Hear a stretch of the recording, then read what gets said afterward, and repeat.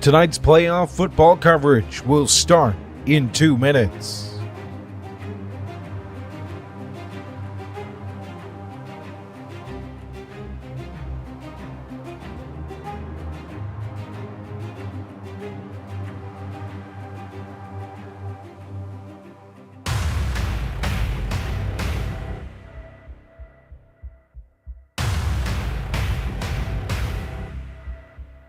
RoCo Radio 2A West playoff action as Reidsville takes on RS Central will begin in 1 minute and 30 seconds.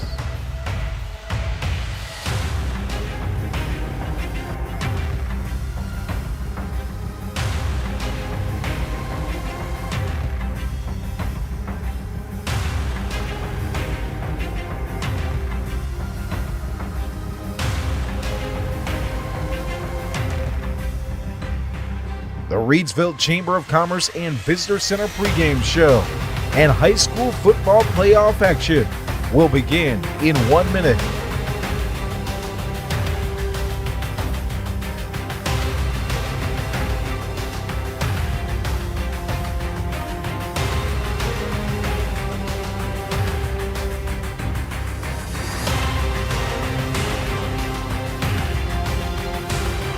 Get you ready for kickoff with the Reidsville Chamber of Commerce pregame show as the Rams host RS Central in round 1 in just 30 seconds.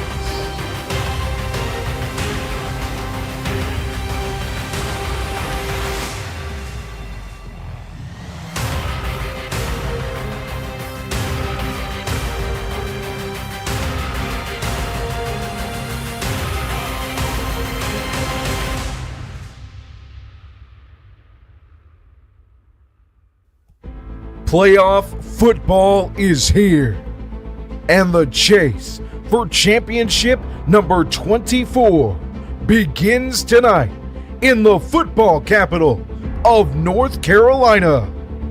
Deontay Neal 4 yards behind center, and he's going to fake it, play action, the throw, easy to Kendra Harrison, who keeps going, and he's going to waltz into the end zone.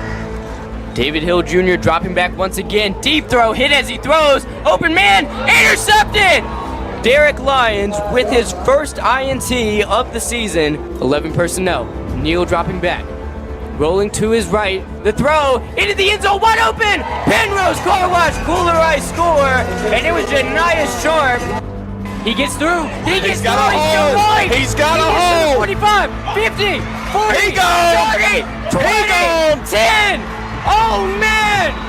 What a return, 95 yards. A 95-yard Pennrose Carwash Kooler Ice touchdown on the first play of the game.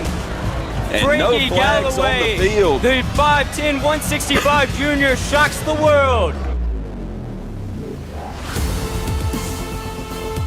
The second season is here. High school football playoffs and round 1 of the 2A West postseason as the mighty Rams of Reidsville take on the Hilltoppers of RS Central right here, right now on RoCo Radio. Postseason coverage on RoCo Radio is made possible thanks to our wonderful sponsors who have dedicated support in bringing you our broadcast throughout the remainder of the postseason. Tonight's broadcast is brought to you by Pennrose Carwash, voted #1 car wash in Rockingham County. Pennrose Carwash at 1509 South Scales in Reidsville has been serving the Reidsville and surrounding area for over 50 years. Established in 1970 by well-known entrepreneur Leo Rentz, this popular venue welcomes everyone. Pennrose Carwash, open 24/7, and find us on Facebook. Pennrose Carwash voted #1 Rockingham County Car Wash 3 years in a row. Tonight's game is brought to you by our friends at Kooler Ice. Looking for a fresh ice and water option that's always ready when you are? Kooler Ice is countywide. You can find fresh ice and water at Little Caesars Pizza in Mayodan at 6734 NC 135, across from Walmart, or visit our Kooler Ice dispenser at Schul's home right here in Reidsville at 1635 Freeway Drive. And for all your ice and water needs, you can also find us at Pennrose Carwash in Reidsville at 1509 South Scale Street, or Two Rivers Plaza in Eden at 307 West Meadow Road. Get Kooler Ice, great tasting, fresh ice, available 24/7 at all 4 locations. 16 pounds or 32 pounds, plus premium water by the gallon or 5 gallons at Kooler Ice, fresh and ready when you are. Tonight's game is brought to you by Ancora Compassionate Care, formerly known as Hospice of Rockingham County. Their name changed late last November, but they're the same community-based, mission-focused hospice and palliative care provider the community has known since 1987, providing specialized care for those coping with serious illness. Ancora's mission is to be a supportive presence for life's journey. When greater comfort and rapid response matter most, make sure it's Ancora Compassionate Care. They'll always be there because they've always been here. To learn more about how Ancora can support you, visit AncoraCC.org, just as they are a supportive presence for life's journey. Ancora Compassionate Care is proud to support our local football teams in their playoff journeys. Tonight's game is brought to you by Rockingham Update, the community source for local programming, government meeting coverage, community events, promotion and broadcast, sports, local nonprofit news, and so much more. Providing digital community news on all platforms since 2007, Rockingham Update aims to serve Rockingham County with the dependable information and coverage it deserves. For local programming, visit RockinghamUpdate.tv, your #1 IPTV station in Rockingham County. For a full list of programming and to watch live, visit RockinghamUpdate.tv. We now take you inside the press box at Community Stadium with Jay Ramey and Jonathan Hatley and the Reidsville Chamber of Commerce and Visitors Center pregame show. Hello and welcome in. It was a long season, but we finally made it to playoff action. 2A West playoff football round number 1 will be taking place here shortly. Tonight's pregame show is brought to you by the Reidsville Chamber of Commerce and Reidsville Visitor Center, located at 140 South Scale Street in downtown Reidsville. The Chamber has served as an advocate of the local community since 1914 and always aims for the betterment of Team Reidsville. And the Reidsville Visitor Center is the place to find information, brochures, maps, visitor guides, and information on what the great city of Reidsville and surrounding area has to offer. At the Reidsville Chamber of Commerce and Visitor Center, our goal is to help you grow your business and connect you and your business to the people, resources, and businesses that make our area the best place to call home. We love our town, we love our community. To learn more about community events, information, and how the Chamber can support your business, visit ReidsvilleChamber.org or call 336-349-8481. Jonathan Hatley's here with us. Hatley, how you feeling?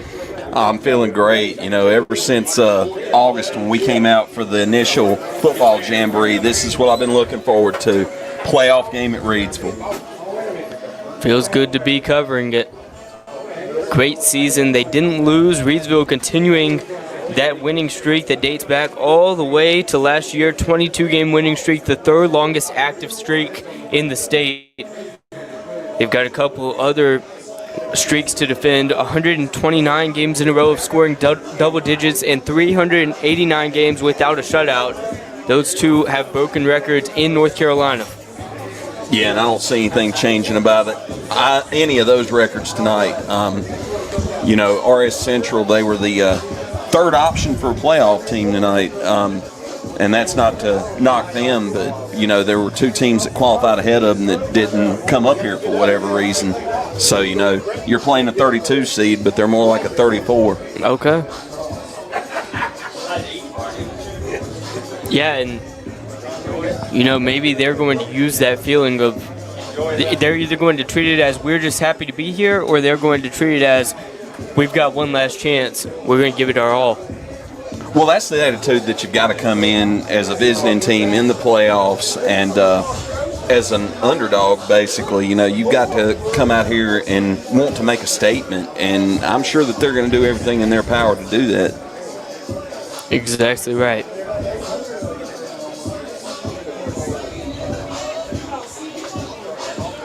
Reidsville playing RS Central tonight. The winner of these two teams will go on to play North Surrey Greyhounds or East Rutherford Cavaliers in round 2.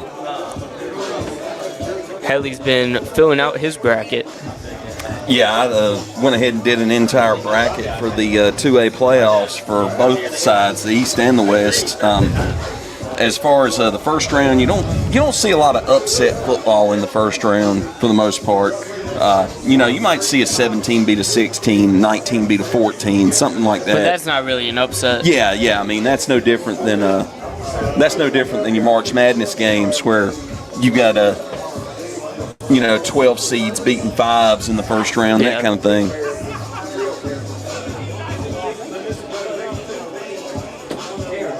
There's some good games on tap for tonight, though. See, and they're all taking place tonight. That's crazy. Yeah. Everything happens on Friday nights in the playoffs unless something happens and they have to move a game to Saturday, which let's hope that doesn't happen. It's like March Madness, but November Madness, and every game is on one day. Hey, it's great if you're a football fan. We're just happy that we can bring you the number 1 seed Reidsville Rams tonight. Yes, sir. We're glad they got the number 1 seed. That feels good. Oh, yeah. Clinch home for the playoffs? Yeah, it's got to be nice to control home field for the playoffs. Even if you host the number 2 team, you're still going to be playing at home until you're out. And if you make the state championship, neutral site, Keenan Stadium, Chapel Hill. And that's the big time right there. That's what Reidsville's looking to take the first step toward tonight. All right, we've got an interview coming up for you with Coach Eric Teague ahead of this playoff game. Eric Teague, undefeated as a head coach in the playoffs, hasn't lost since last year's playoffs. He's doing a fantastic job. We're about to get to an interview with him. Hatley, could you give us a preview? Yeah, we spoke with Coach Teague about his preparation for the playoffs. That's basically how Reidsville treats their season. They're a perennial playoff team, and the season, of course, prepares you for the playoffs. We talked a little bit about the injury to number 4 Air Force commit Jariel Cobb and what he plans to do as far as replacing the contributions that Cobb has made to this team this season. And that's going to be a tough one. Talked about practice this week, what they worked on, the possibility of a repeat championship, and what they're going to look for out of this game tonight versus RS Central. And without further ado, here's Eric Teague. It's the Reidsville Chamber of Commerce pregame show. I'm Jay Ramey of RoCo Radio, and I'm here with Reidsville head coach Eric Teague. Coach Teague, how does it feel to be back in the playoffs? This is the time of year that we really prepare all season for, is this hopefully 6-week stretch. So our team feels good. Feel like we've had a good 2 weeks of practice now with the bye week of preparation, getting ready to make a run, hopefully. And, we can't, I'd be remiss if I didn't bring up Jariel Cobb. Who do you think is going to fill that role for him? It's not going to be any one guy for sure with the player that he is for us and that he has been for 4 years. It's going to be, we're going to get the ball in several different guys' hands tonight, kind of see what they can do in game action. Nobody other than him really has a lot of the carries this season, so we're going to see senior Bryson Miller is going to get some carries. Junior Savion Johnson is going to get some carries back there, and then freshman Keyshawn Henry is going to get some carries. So we're going to definitely, they're all going to see some action. They're going to get some carries, and we're going to kind of see what they do with some live varsity action. Kind of having to reach into your depth to fill that role, but nobody's going to be able to fill the role of a man who scored 23 touchdowns in the regular season. So how did practice look this week? With last week and this week, really just kind of preparation, a lot of fundamentals, things that we're trying to get better at individually, and then each position group, and then as a team. Special teams is always a focus, trying to get better each week on special teams, especially kickoff teams, a big emphasis for us, and then just offensively taking care of the football. So we do a lot of ball security focus days, and then defense just lining up correctly. In the playoffs, you never know what you're going to get. People are going to throw everything they got at you. We'll see some weird formations tonight, so just line it up correctly and then go and play and make a tackle. And how hungry is the team for a repeat championship? Yeah, that's the goal. We talk about all for the past 2 weeks. This is the time of the year. This is the reason why you play football at Reidsville High School, is to have a chance to go compete for a state championship. So this is what they've been training for all year since we celebrated last year's state championship. So this seniors group has been working really hard to lead our team, and then hopefully we can make a 6-week stretch. And for tonight's game, what is the number one focus for the team? Kind of mentioned it with them offensively. They're going to throw a lot of different formations. They bring in some extra linemen. They go overload. They go a lot of ends over formations, tight end wings. So they're going to try to outnumber us and run to those places. So the main thing is for our defense to line up and be able to stop the run, and then hopefully everything else will kind of fall into place after that. All right, that was Coach Eric Teague, Reidsville Chamber of Commerce pregame show. Playoff football tonight here at Community Stadium. Thank you, Coach. Yep, thank you.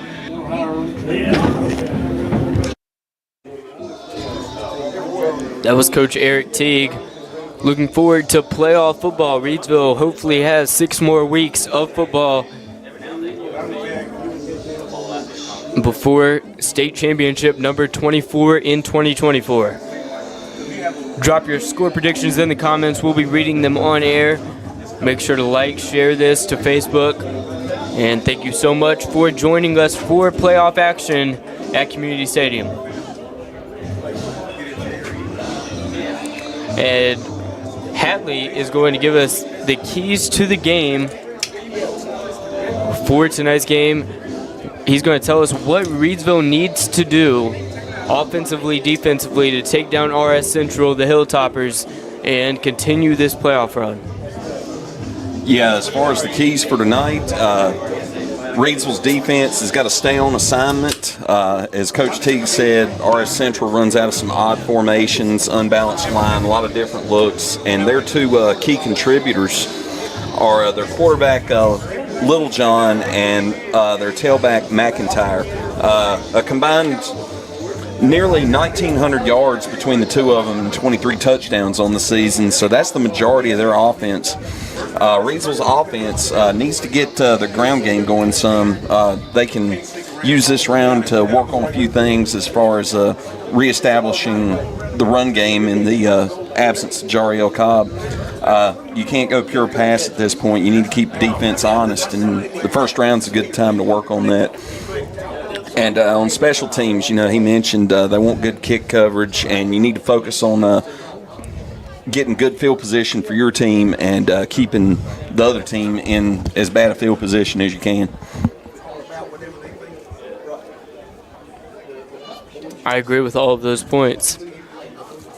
Let's see if Reidsville can execute tonight. I fully expect them to do so. That was the Greensboro Auto keys to the game. Thank you so much, Hatley.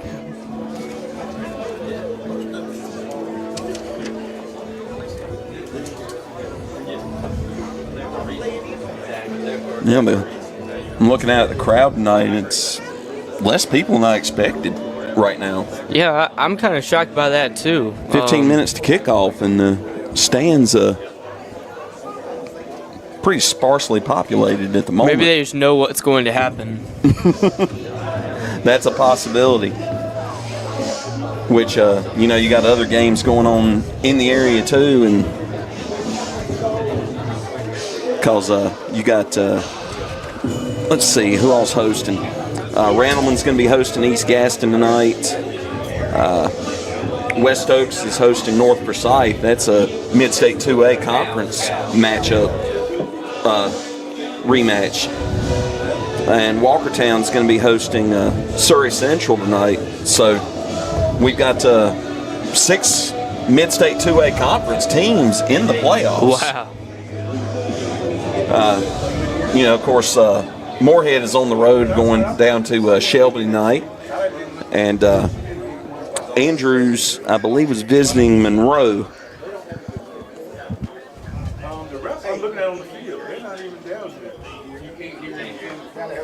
will be interesting to see how many of those teams make it out. Well, you know, you've got Walkertown is the higher seed over Surrey Central, and Walkertown showed a lot of promise. They played a tough game against Reidsville. West Oaks, they've already beaten North Forsyth once this season, and they played a heck of a game against Reidsville. They've got size, they've got speed. I expect them to make a lot of noise on their side of the bracket. And, you know, I'm hoping that our other team with RoCo Radio, Joe and David, get to call a Moorhead victory down there at Shelby. That would be awesome if they did. Speaking of Moorhead, we'd like to mention Trooper Wright. Prayers for him. Tragically involved in an ATV accident, lost his arm. You know, thoughts and prayers out to him and his family and his mental health. Thankfully, it was just his arm. But, you know, it's hard to find the positives in a situation like that. Prayers for him. Yeah, you think about him, think about his family, and you also think about his teammates. You know, they're having to go down and play a playoff match a couple hours from home without a key guy who is part of the glue that holds that team together. You know, I only hear great things about Trooper, and not knowing him personally, you know, I just hear what his coaches have said about him and that kind of thing. But, you know, he sounds like an amazing kid. He is. And, you know, I wish him the best. I know he's got a long road ahead of him as far as recovery and, you know, losing a limb. That's one of those things that you don't ever fully recover from. But, you know, hopefully he can get back to the biggest resemblance of normal that he can. 2A state championship football playoffs. I don't see the band. RS Central High School Hill Poppers. But I assume that the Star Spangled Banner is coming up soon. No band, no cheerleaders that I see. Hey, maybe they're planning on making a grand entrance pregame. It's possible. Profanity, racial, or ethnic comments or other intimidating actions directed at officials, student athletes, coaches, or team representatives will not be tolerated and are grounds for removal from inside the competition. Thank you and enjoy the game.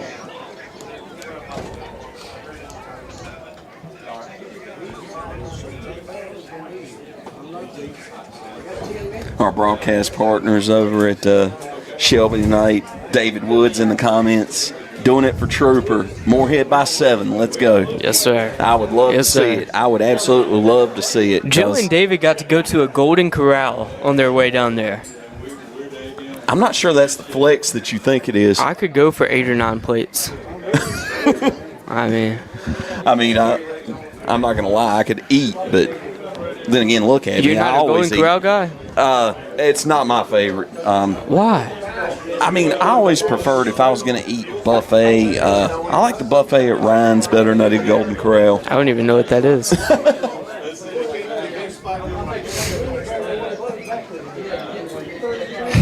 We should just pin this comment, "I was hungry" by David for the whole night. I mean, what else can you say about We're David? just going to put it there hungry. the whole night. Anybody who drops in is just going to see David Woods, "I was hungry." That's his comment. Well, David, you and Joe have a good broadcast down there. Best of luck to the Moorhead Panthers tonight. Yes, sir. Best of luck to them. That really would be hilarious if that was our pinned comment the whole night. You know, just put it on the billboard. I was hungry. Just throw it up there. Yeah. There ought to be a whole lot of people hungry tonight. Reidsville needs to be hungry. Not take RS Central lightly. Or we could just pin this one where he says "hey" with a lot of Y's. Poor David. We can't embarrass him on our last broadcast. He does enough of that himself. Hey, you never know. This might not be the last, Jay. We're Hey, Moorhead might pull it off. I'd love to see him pull it off. I would absolutely love to see that, and I would love to see it just to quiet down all the Shelby fans out there that I've heard talking all the crap about wanting to see Reidsville again this season. Okay, I hear the band. They Yes, may be I hear making the their drums. grand entrance now.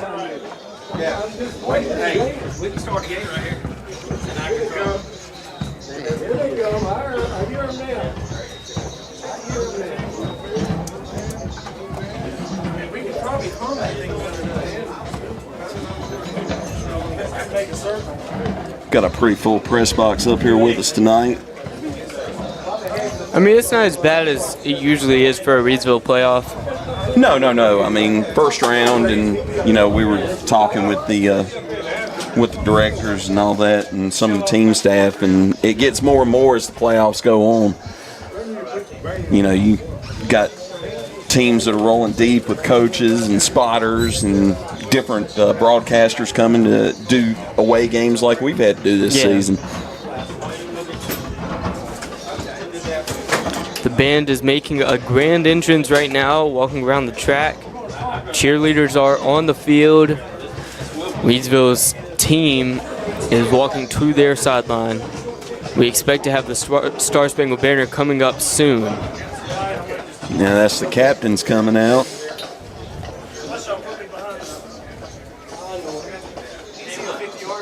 See who we've got as far as captains tonight. It looks like number 7, Corey Rhodes.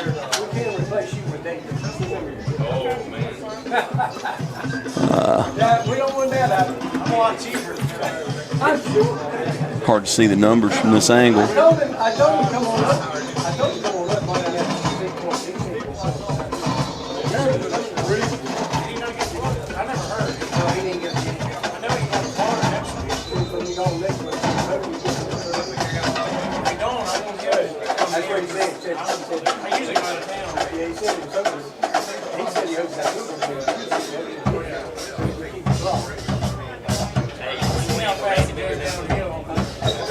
Number 20, Jacob Riddle. Number 52, Tyrese Turner.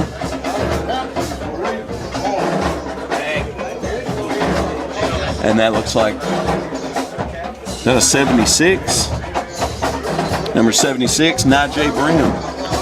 That's what it looks like.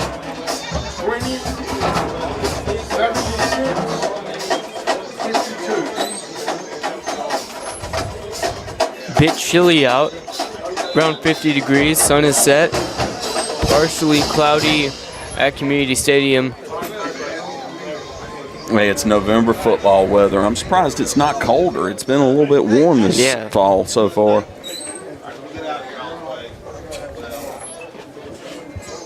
You get that cold air and you get that first pop of those pads, and that first one stings a little bit. But then it all fades out once the adrenaline kicks in.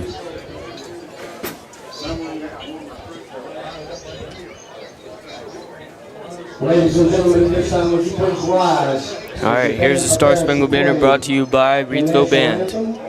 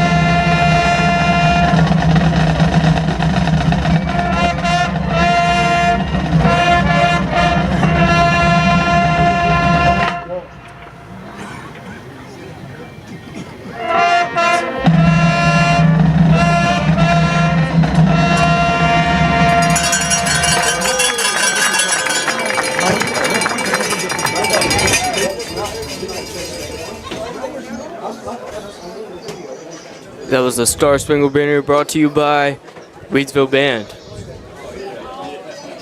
And they cleared the field quick because the referees were ready to get the captains out here and get this thing going. Yeah, they started running.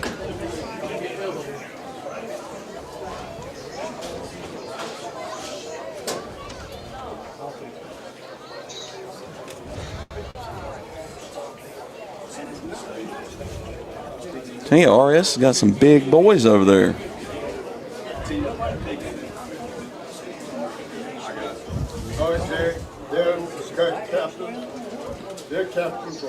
Tonight's pregame show is brought to you by the Reidsville Chamber of Commerce and Reidsville Visitor Center, located at 140 South Scale Street in downtown Reidsville. The Chamber has served as an advocate of the local community since 1914 and always aims for the betterment of Team Reidsville. And the Reidsville Visitor Center is the place to find information, brochures, maps, visitor guides, and info on what the great city of Reidsville and surrounding area has to offer.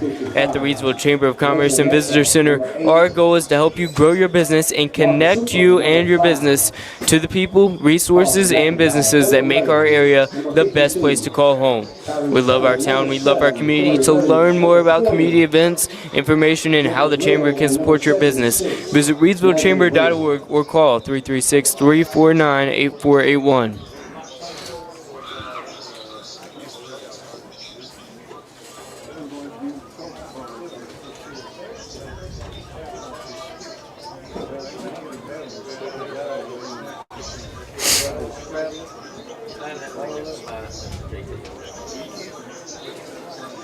We go, coin toss.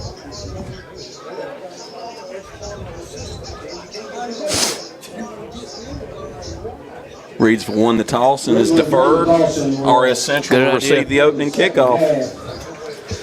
Here we go.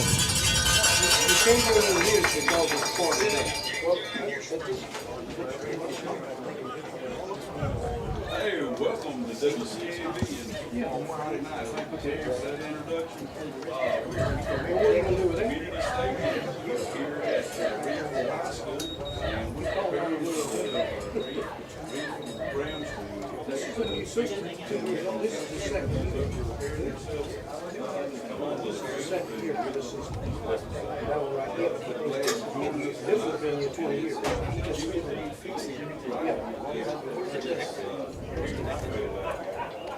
Connected to this.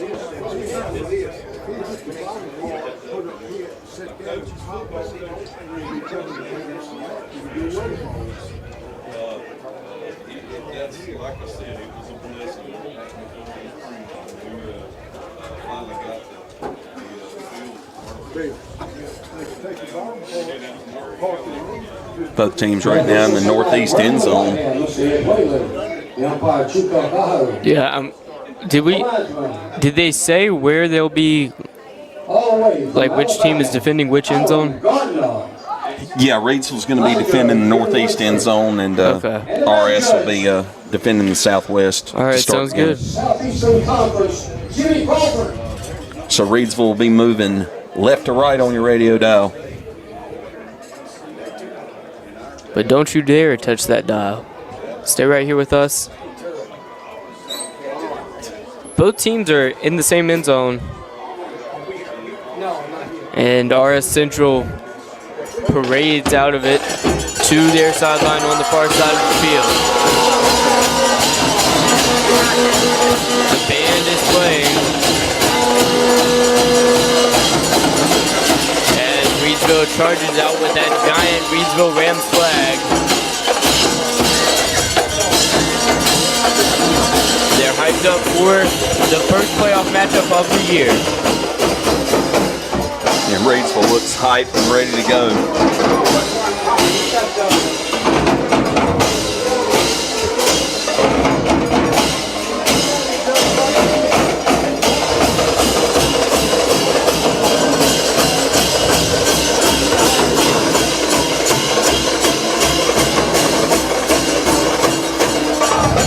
Reidsville now holding the title belt and starting off their defense here at Community Stadium. They'll be here for the foreseeable future.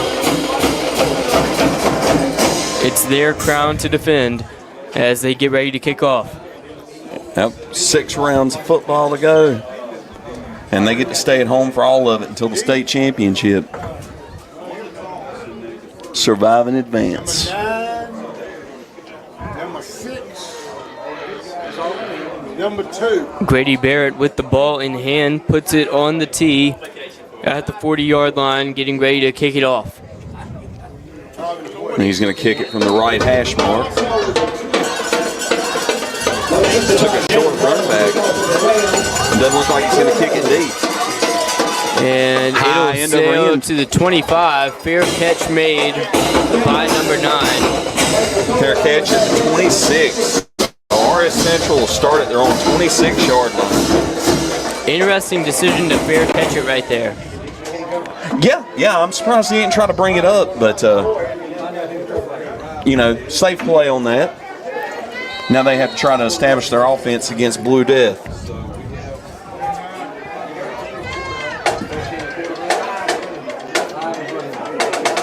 So now they set up, starting at their own 26, moving right to left. Little fake motion. Eric Teague said we'd see a lot of different formations out of RS Central tonight. A lot of misdirection. And he's bottled up. Him like a book on the first play loss. For a loss of 2. Eric Smith in the comments says he's watching till the fight comes on. You can listen to us with the TV muted, Eric. I promise you, okay? Yeah, you can multitask, Eric. Come on, Eric. Chew gum and walk at the same time.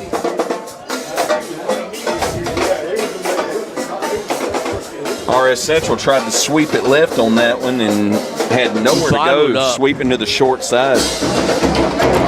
They're in the huddle right now, 11:23 to go in the first quarter.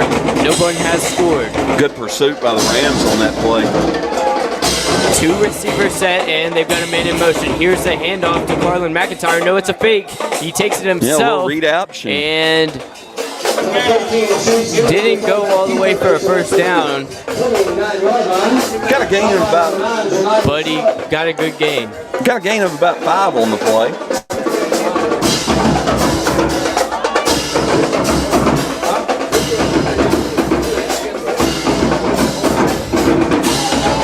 RS Central's going to face a 3rd and 6 now.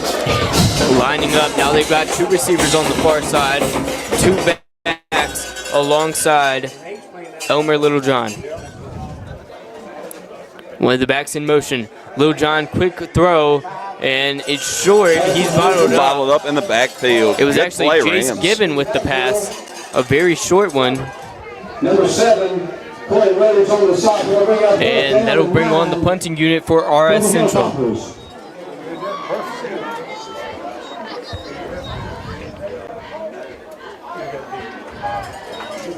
We've seen some strange things this season, Jay. Don't discount a fake here. I learned my lesson. Yeah, you learned your lesson real good. Here's the punt. It's off clean.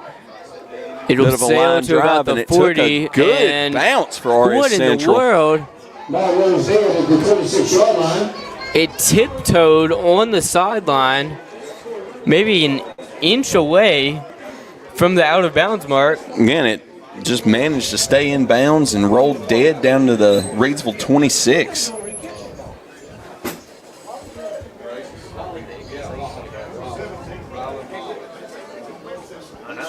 That's a 47-yard punt. Incredible. I mean, it literally just rolled down the sideline like it was walking a tightrope. 4 receivers set. Dropping back to pass, Deontay Neal. Throws it deep. Going deep to start. And almost came away with it. Almost had it. Just tangled up. 2nd down and 10, setting up with 9:40 to go. Reidsville won the toss and decided to defer. Yeah, Deontay went for the home run ball to Kendre right off the bat.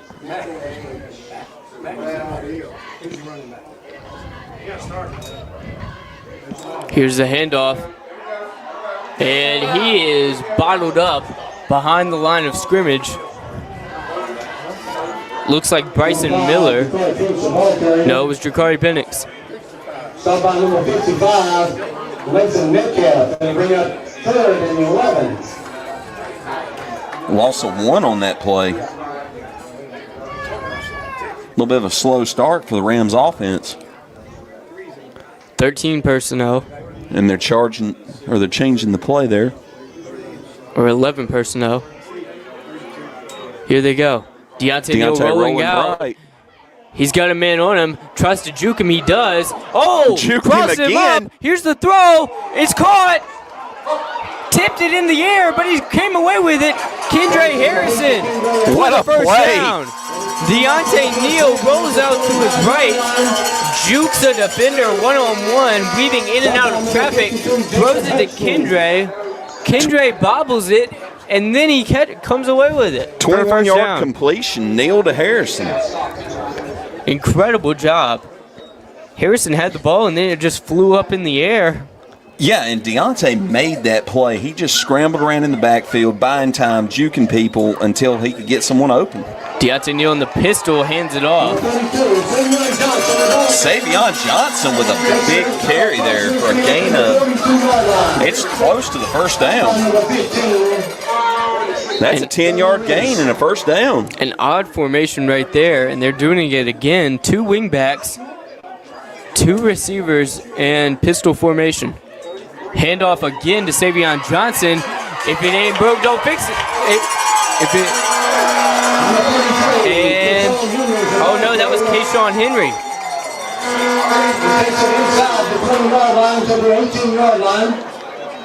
Kayshawn Henry gets a good run. The 5'8", 170 freshman had 9 carries, 22 yards coming into today's game. 26-yard gain on that play. Yeah, so he more than doubled. Coming around the right side, good carry. More than doubled his rush yardage all season with that play. Deontay Neal looking to throw. Gives it to Janiah Sharp. He tries to find an opening, powering through, and he steamrolls his way to the 5-yard line. Little wide receiver screen there to J9. First and goal, Rams. And it's for a, looked like about a 13-yard gain there.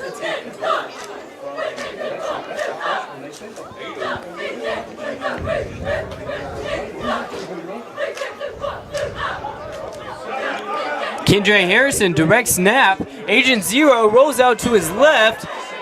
Stiff arms a man and tries to dive for the pylon. Did he get it? No. Kendre Harrison on the walk, steps out of bounds at the 2-yard line. Oh, man. So close. Kendre Harrison with the direct snap rolls to his left and he's just pushed out of bounds at the 2. So now 2nd and goal from the 2-yard line, moving left to right. Little 2-yard gain. I figured Kendre was going to turn that one upfield a little bit sooner and try to use his size to bully into the end zone.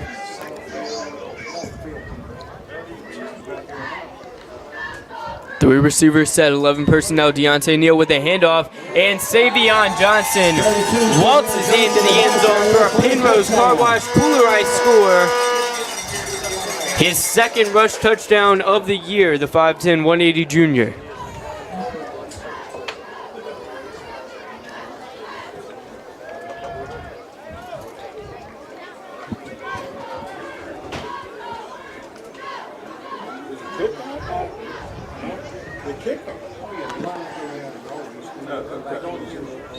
Lined up in the water bucket formation. They're going to come back to the kick. Grady Barrett setting up. Deontay Neal will be the placeholder. Barrett Right down the middle. puts it in. 7-0 Rams. That's the right way to start off the playoffs. You win the toss, defer, 3 and out for RS Central, and then Reidsville drives it downfield and scores a touchdown. And that's the start you want to get out of your offense. First drive, put up 7 points.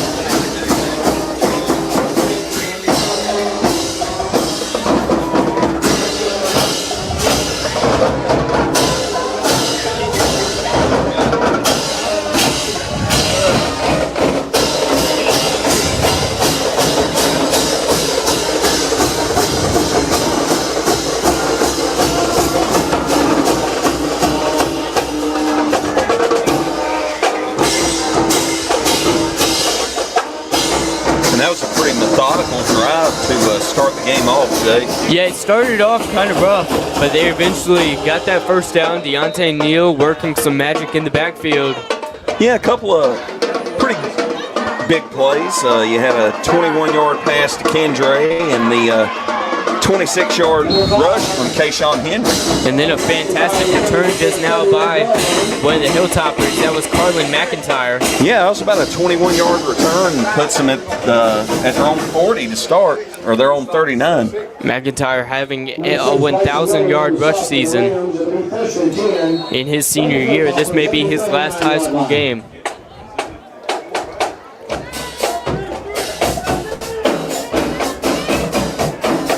Well, there's a split end on the far side. Receiver in motion. Here's a handoff from Jace Gibbon. And it'll go about 2 or 3 yards. Yeah, well, Bear left off tackle. They didn't use the motion to misdirect on that when they took it the same direction.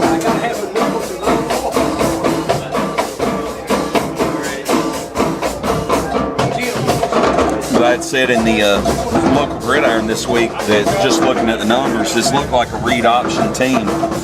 And we're seeing a lot of that. You are exactly right. So here they go. Once again, unorthodox formation. They're really switching it up. They've got motion in the backfield. Here's the handoff, and he's going to bust through and keep going. Avery Smith with a great job right there. He only had 2 carries for 17 yards coming into this game. And he gets a 20-yard gain on that one. Do very well on max preps for him. And Reidsville penetrated into the backfield and tackled the misdirect man.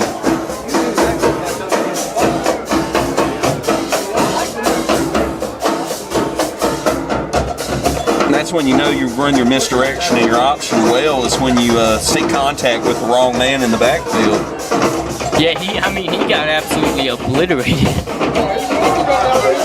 Looks like that's going to be a false start on RS Central. First penalty of the game for either team comes with 6.5 minutes remaining in the first quarter.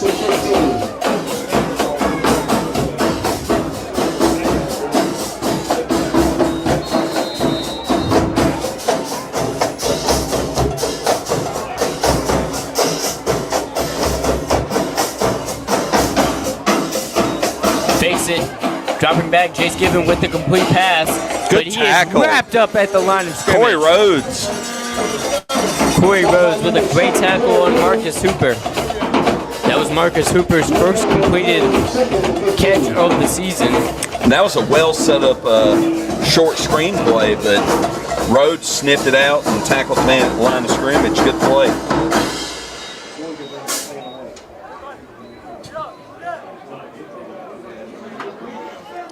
Lining up once again. Now it's 2nd and long. They're in Reidsville territory. Trips receivers on the far side. He's got a halfback with him, Jace Gibbon, getting ready to throw. He's got a completion, but he is wrapped up after a gain of about 2. Completed pass to Jaquita Smith, the 5'9", 140 freshman.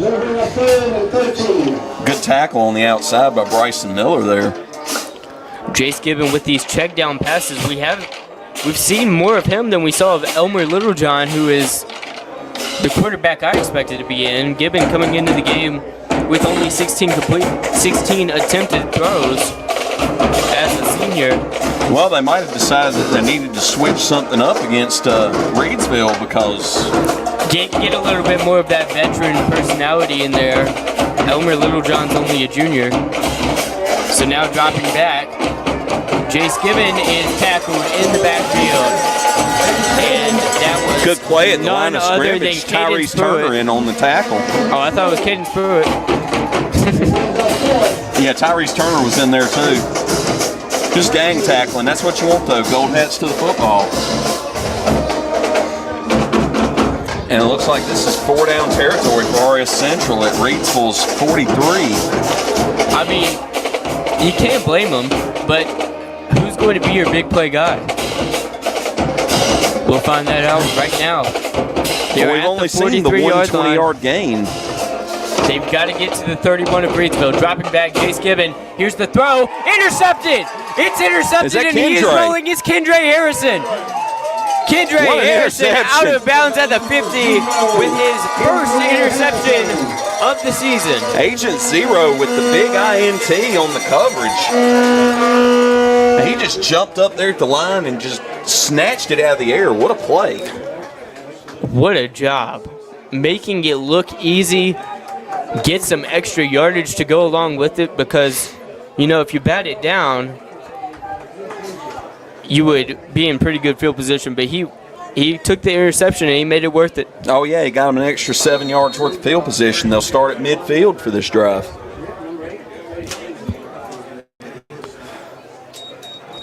$50 yards to go. Deontay Neal getting ready to pass, stays in the pocket, evades a tackle, and he's still up, trying to throw it, and It looks like they're going to get called for drops hold, out. and that's in the area. Deontay Neal, what elusiveness. Just making everyone miss. Fantastic job. And a holding penalty against the Rams will push them back to their own 40, and they'll be 1st and 20. 3:47 to go. And Thank you guys so much for listening in, whether you're on Facebook, YouTube, or Rockingham Update. We appreciate your listenership. 3:47 to go in the first quarter of 2A West playoff football. It's the first round. Reidsville taking on the RS Central Hilltoppers. And they're now on 1st and 20 from their own 40. Deontay Neal, empty backfield, looking to Penix throw. in motion. Check down to Cameron Jones, who has some room, keeps going, and he's got an gonna opening. go. 30, Is he going to 20. make it? Not quite. Not quite. Got caught But from behind. nonetheless, he gets a massive 40-yard gain, and maybe even more Yeah, than that. 43 on that one. On the short pass, the yards after catch was at least 40. 43-yard gain. Deontay Neal to Cameron Jones. Cameron Jones. There's that man for you, David. Oh, boy. So now they're lining up. Yeah, and we got that wing back formation with the... Looks like that's Keyshawn Henry.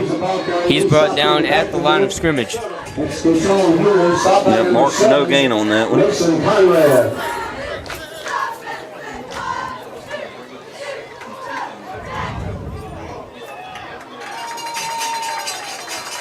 Deontay Neal at the quarterback, manning the team. And they got Keyshawn Henry in the backfield with him. Here's Neal. Kendre in motion.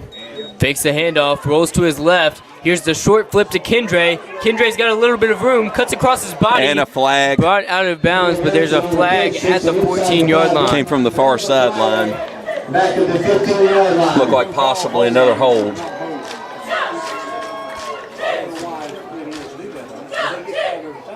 Let's see the signal here. Yeah, we got a holding penalty It's against on the Reidsville, and that'll offense. cost them 10, negating the big play. And you got to get that out of your system before the big games start to take place. Deontay Neal looking for his 3rd state championship appearance as a junior. That's just amazing. And ring number 2 with a year to go.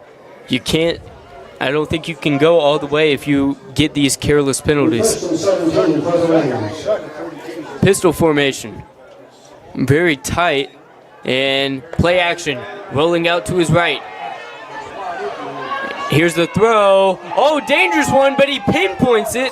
An absolute dart across his body to Cameron Jones. Yeah, 9-yard pass, and that was threaded. Just threaded the What needle in on the that. world? Throwing into a dangerous spot. I mean, if you're another quarterback, that's an interception, But and what your a coach throw. is yelling at you for that. But yeah, it was rolling perfect. to his right, off his front foot. Just a great throw. 2 receivers set. High snap. Deontay Neal one-hands it, rolling to his right. Evading a sack once again. Here's the throw. Had to it was throw to it Cameron away. Jones, but it was away. They got a lot of pressure off the edge on him that time, and Deontay evaded as long as he could. Most quarterbacks would have been sacked at least 13 times by now, but it has not happened to Deontay Neal once. Hey, that man is slippery. He's elusive. He knows how to get away from the tackle. And he's so quick, and he just fools you. So 2 receivers on the far side. Cameron Jones, the split end on the near side. They're at about the 10-yard line. Fourth down, and they're going for it. Yeah, Neal's looking for the signal. But 4th and about 3, and we got a timeout, it looks like. Timeout called by RS Central. Yeah, Looking for a fresh ice and water option that is ready when you are? Kooler Ice is countywide. Find fresh ice and water at Little Caesars Pizza in Mayodan, 6734 NC 135 across from Walmart. Visit our local Kooler Ice dispenser at Schul's Home, 1635 Freeway Drive in Reidsville. And for all your ice and water needs, you can also find us at Pennrose Carwash in Reidsville, located at 1509 South Scale Street or Two Rivers Plaza in Eden, located at 307 West Meadow Road. Get Kooler Ice, great tasting fresh ice available 24/7 at all 4 locations. 16 pounds or 32 pounds plus premium water by the gallon or 5 gallons. Kooler Ice, fresh and ready when you are. And coming out of the timeout, 4th and 3 for Reidsville. Down there at the Hilltoppers 10-yard line. 1:31 to go in the first quarter, and they're in an offensive formation. 11 personnel, 3 receiver set. Cameron Jones on the near side, 2 receivers on the far side, and Neal takes it himself. Zigzags his way into the end zone for a Pennrose Carwash. Kooler Ice score. Flag comes out after the touchdown, but it's 13-0 Rams if it stands. Designed quarterback run on that one. Just a quarterback draw. Off tackle right. Just followed his blocks. Good play by Deontay Neal. Let's see what this flag is about. Deontay Neal can turn on a dime. Just incredible. Oh, his plants and his cuts are just amazing.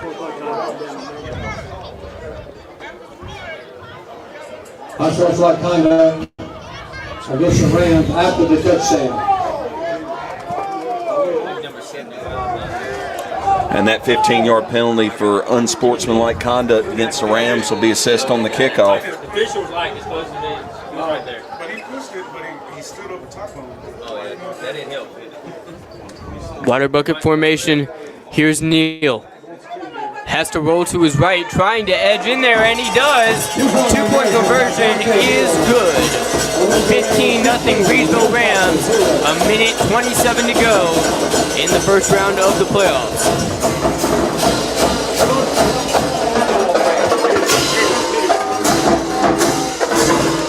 And here we go again, Deontay Neal doing Deontay Neal things.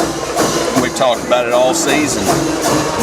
Avoid the tackles, make the throws, run, pass,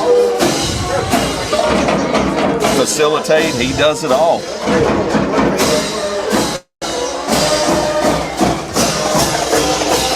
Thank you guys so much for listening in. We've got some good playoff football going on here at Community Stadium in the football capital of North Carolina. They're seeking 24-24. And it's looking like they're going to go to the second round of the playoffs if they can hold on to this one tonight. Well, they're looking good so far. Very good. A little bit of this last drive, they had a few little disciplinary issues, a couple of holds, and unsportsmanlike conduct right there at the end. They gotta fix that after the touchdown. So I mean, that's the kind of thing that it's all about, just self-discipline. It takes a nice bounce, and oh no, they almost recovered it. What a kick into the neutral area where there was no one by Grady Barrett, and Reidsville nearly jumped on that when the coverage team was down there, and it just slipped through his hands. Would have been incredible. It was an excellent play, and the kick placement was just perfect. There was no one in the area, and no one could decide whose ball it was.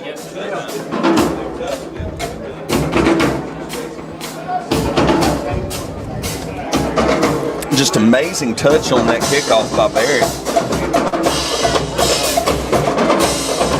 Two receivers on the far side showing blitz, and he's got room, he's got an opening, he's busted through, one man to beat, he's going, and he's finally tripped him up. A fantastic job by Jakari Penix. A chase down tackle Carlin at the 10 by Jakari Penix. Penix did not give up on that one.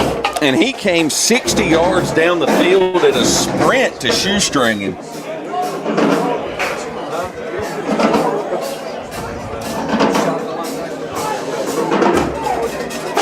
That was the big play that Reidsville did not want to give up here. Now the Hilltoppers are in the red zone.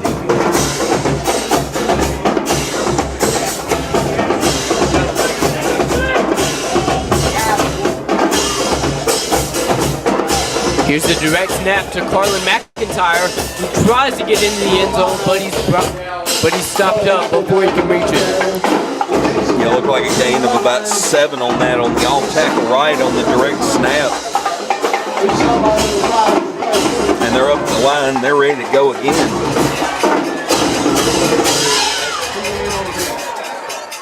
Here's McIntyre trying to get there, and he does. That's a score for the Hilltoppers. Now it's 15-6 with 20 seconds to go in quarter number 1. McIntyre with the 3-yard rush touchdown.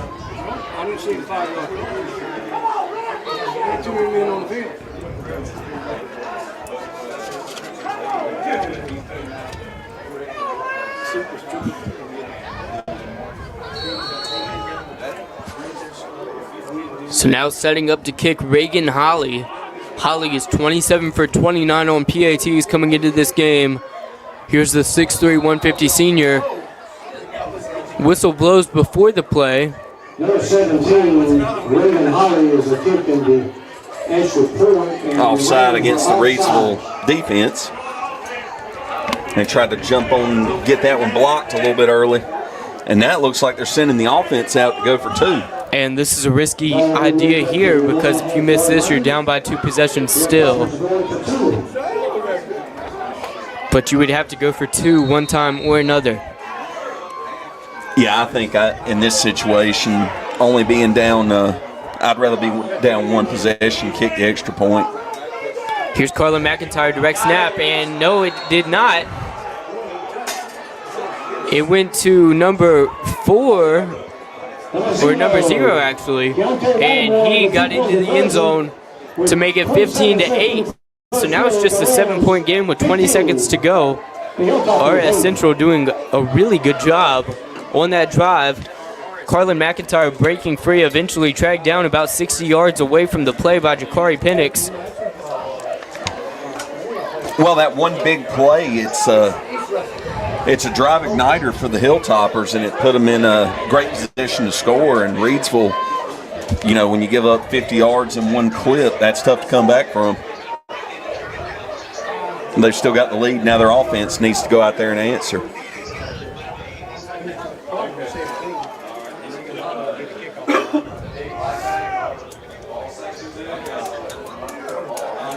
So Reagan Holly setting up to kick things off, their first kickoff of the game. Yeah, I was watching him kick some extra points before the game. He's got a pretty big foot.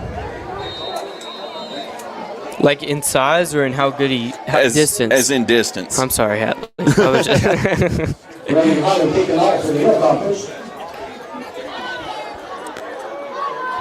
Here he goes, the kick, squib kicks, accidentally tapped by one of Reidsville's men, but they get on it before the plans go awry. More like line drive it right into his shin and it just bounced off of him, but they get good field position as a result. That's what happens when you have a size 16 foot.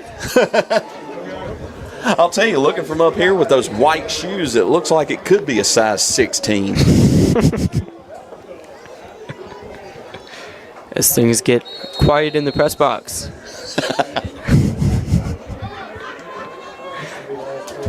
Looks like.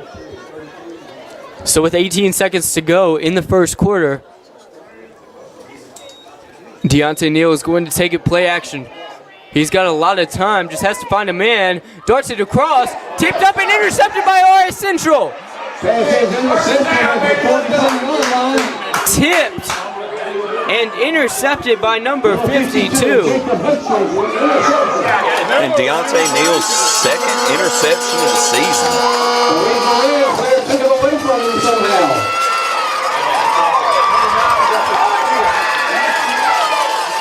Are they saying it was a fumble? Did he strip it back?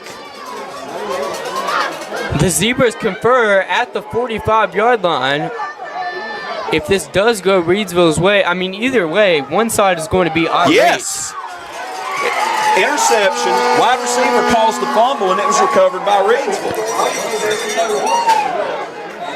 And now they'll move up to RS Central's 46 to start a brand new drive. So a lot took place in the last 12 seconds. And it's a 5-receiver set, 0 personnel. Deontay Neal, the throw to Kendre. Kendre has to cut back across, and he's still going. He's still going. And flag broke multiple in the backfield. tackles. Gets to the 30, 20, 10. It's flag going to get down. called back. But Kendre somehow did it. It looks like they got Jacquez Tynes for the hold in the backfield. And here are the Boo Birds. I agree. Boo it up. Okay, Hatley. As you can tell, fans aren't happy. First quarter comes to a close.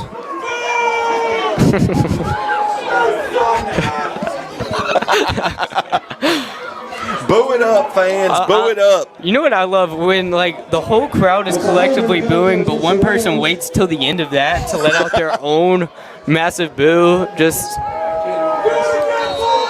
That's the end of the first period. All right. 15. Tonight's broadcast is brought to you by Ancora Compassionate Care, formerly known as Hospice of Rockingham County. Their name changed late last year, but they are the same community-based, mission-focused hospice and palliative care provider the community has known since 1987. Providing specialized care for those coping with serious illness, Ancora's mission is to be a supportive presence for life's journey. When greater comfort and rapid response matter most, make sure it's Ancora Compassionate Care. They'll always be there because they've always been here. To learn more about how Ancora can support you, visit AncoraCC.org.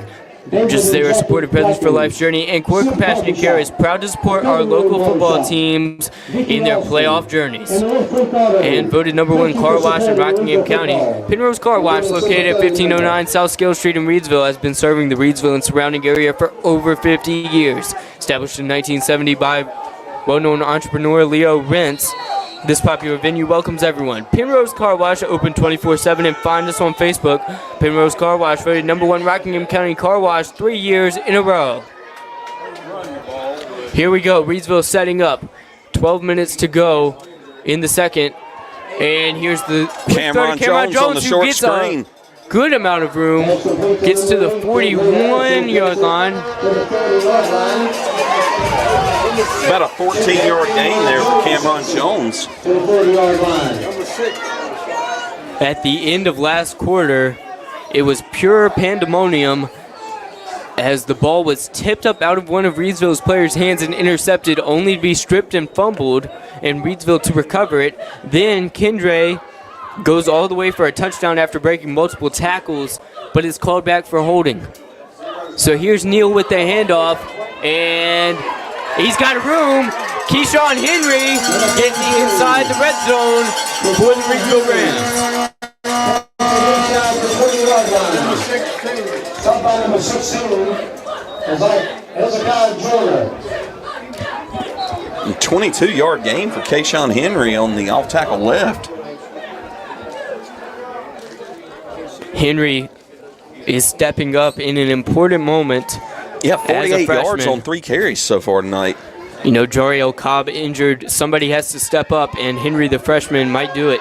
And speaking of Henry, he rolls into the end zone for a Pennrose Carwash Kooler Ice score with 10:51 to go in the half.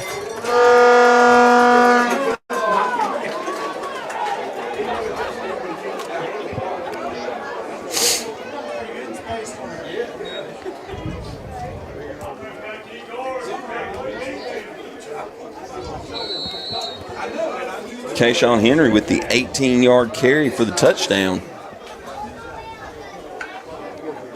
It looked like the same play that they just hit RS for 22 on the play before.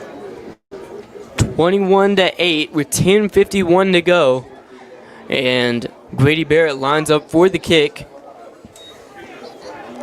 That one is another right dead down center the pipe extra point to make it a 14-point game. 22-8, Reidsville Rams with the lead in playoff action. 10:50 to go in the second quarter.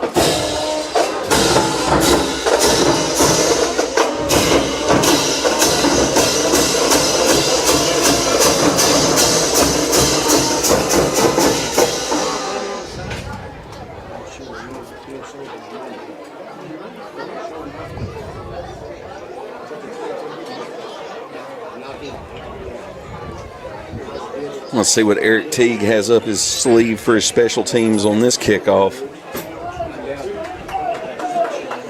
We've not seen Grady Barrett kick one deep yet.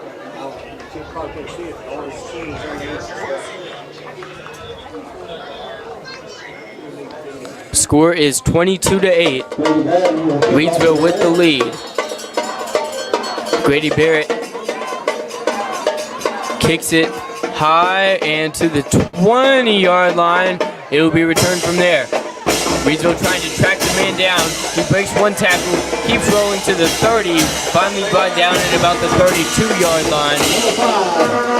Oh, we got a flag coming out late. Very late. Right at the point of the tackle. What do we have here? Personal foul face mask against the Rams. Reidsville.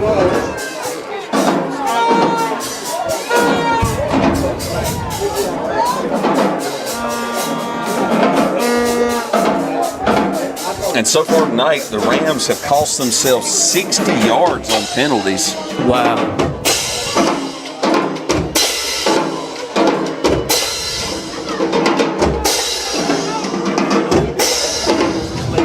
And that's going to move RS Central up to their 47. Good start in field position.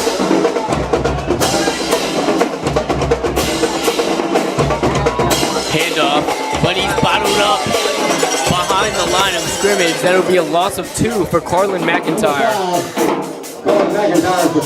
Yeah, McIntyre just was unable to find any room to run there. Good penetration by the Rams defense. They just have to do that in consecutive downs. Don't let them get another first down here. 10:15 to go in quarter number 2. Handoff, he's got some room, breaks free and gets to about 4 yards out of a first down. Yeah, gain of about 7 on the play. 3rd and 4. It might be 4 down territory here. If you're the Hilltoppers, I wouldn't be shocked. No, not at all. I mean, you're on your opponent's side of the 50. And you're the underdog by far.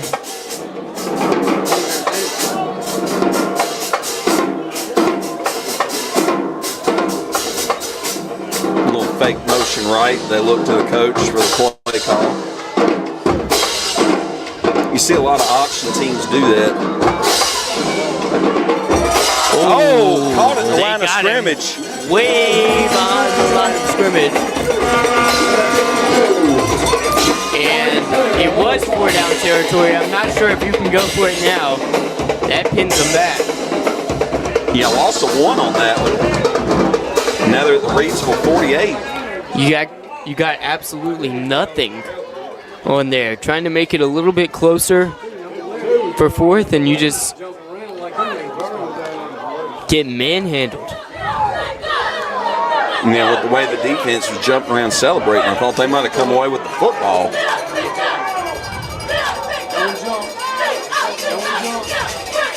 A little low snap there. He's going to throw it deep. He's hit as he throws. Almost intercepted. Hey, knocking it down on 4th down He Way could have back broken there. the record. He could have. Deontay Neal wasn't able to hold on. We could have gotten to call the record and then hold that over Joe the rest of his life. Yeah, turnover on downs. Would have loved to have seen Deontay break that all-time interception record for the Reidsville For some Rams reason, they tonight. had Carlin McIntyre making the throw, and that just is an odd. Yeah, and it was a bit of a wobbly spiral, and there were 3 Reidsville defenders right there in the immediate area. Like, McIntyre is not a. He's not a dedicated quarterback. He didn't make a terrible throw. I know it was a good throw. He's just not a quarterback. Like what? So now they set up from the 47, their own 47. Deontay Neal dropping back. Here's the throw. Dangerous territory, but it's caught. Tiptoeing on the sideline. It's Adrian Zero. He gets to the 25-yard line.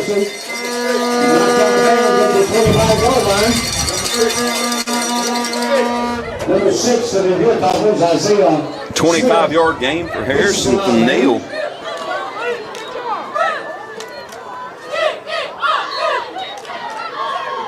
Clock is rolling. 8.5 minutes to go in the second quarter. And a 22-8 lead for Reidsville. 4 receivers set. And we got whistles.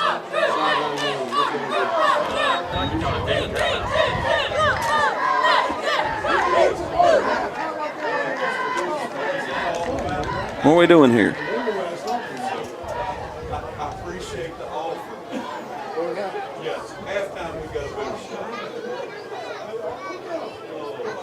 I have no clue what's going on. It looks like one of RS Central's players had to leave the field per referee discretion for some reason. If you're Reidsville, you hate to see that momentum stop. 4 receivers set. Deontay Neal dropping back, rolling to his left. He goes to the 30. Here's the throw over the middle, and it comes out. I don't think it was a complete pass. Janiah Sharp is arguing that it wasn't. It appears that Mayfield Palmer was ready to see where they move.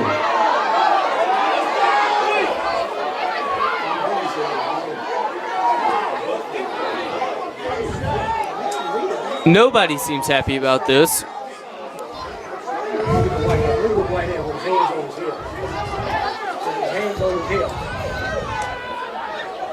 Look like a.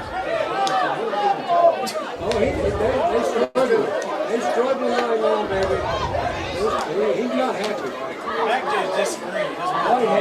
So, doesn't look like we have an official word yet. I mean, that was about a 9-yard completion to Cameron Jones from Deontay Neal. And the officials are conferring on the field. I think they're trying to figure out if he was down or if the ball came out before he was down. They call it a catch. First down, Reidsville. It is a completed pass for the Reidsville Rams. Not first down, Reidsville. No fumble. Completed to number 9, Janiah Sharp.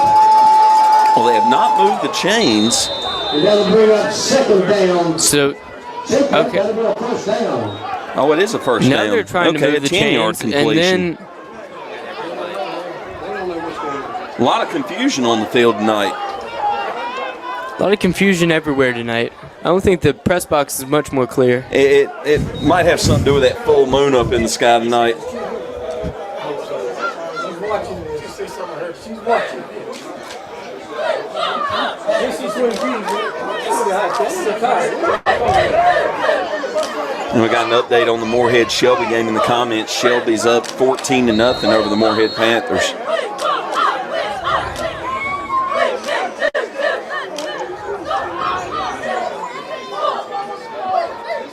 Neal in shotgun formation, dropping back. Defenders trying to track him down. He's rolling to his right, keeps evading tackles. Here's the throw. A low one, and it may have touched the grass. Yep, ruled incomplete by the side judge there. And we've got a flag on the field again. And that's back in the area of holding again.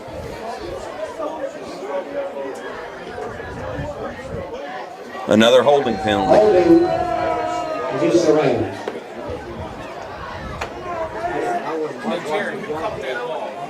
22-8 Reidsville lead, despite 70 yards worth of penalties so far. Thank you guys so much for listening in. Whether you're on Rockingham Update, YouTube, or Facebook, we're so glad to have you. 4 receivers set, 10 personnel. Deontay Neal in shotgun formation with 7:25 to go.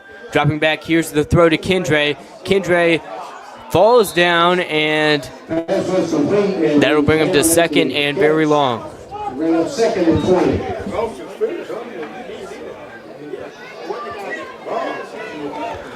Looks like Kendre just got tripped up. Once again, Jariel Cobb is out for the season with a collarbone injury. Keyshawn Henry, Michael Smith, Bryson Miller, Savion Johnson, the guys we're looking at to step up in his place, but nobody can fill those shoes. Here's Deontay Neal. 3 receiver set, play action. He's going to throw it deep downfield. Janiah Sharp is the man. He got it! A Pennrose Carwash, Kooler Ice score! Perfect pass, perfect completion. And it is now 28-8. Janiah Sharp with his 7th receiving touchdown of the year. 28-yard pass, Deontay Neal to J9.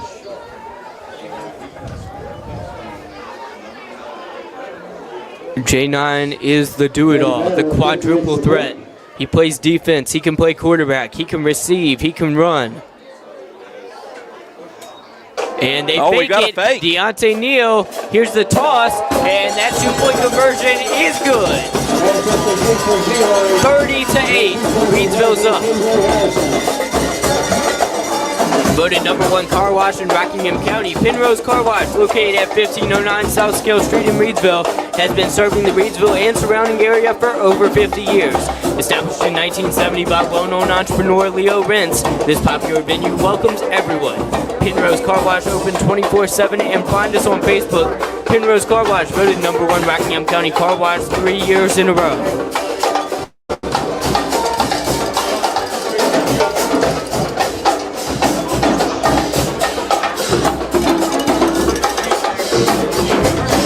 And the Rams offense, even with all the adversity with the penalties, they just keep on rolling along here. Have not been stopped yet tonight. And even when they have been stopped, they got the ball back immediately. When that intercepted ball, they just stripped it for a fumble recovery. Here's the return, breaking free, and a fantastic return. Flag comes out late, flag. But they get to the 48. That's the Hilltoppers.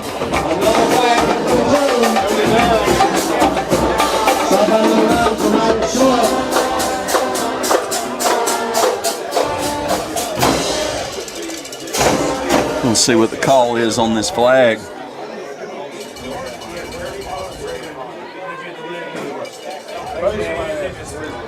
Another face mask. Across midfield. Into the 36, 37-yard line.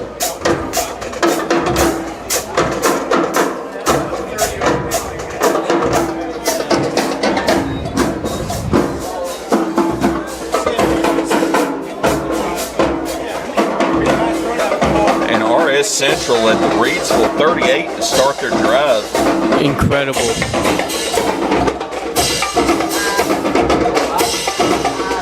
In the hands of number 5. Carlin McIntyre, and he is flushed out of there in a second. Looked like a loss of 1 or 2 trying to go around the left side, and there was just nothing there. 6 minutes, 19 seconds remain in the half. You know, Reidsville, you really want a dominant performance out of them. They're up 30-8, but it doesn't feel like they've been on their A game yet.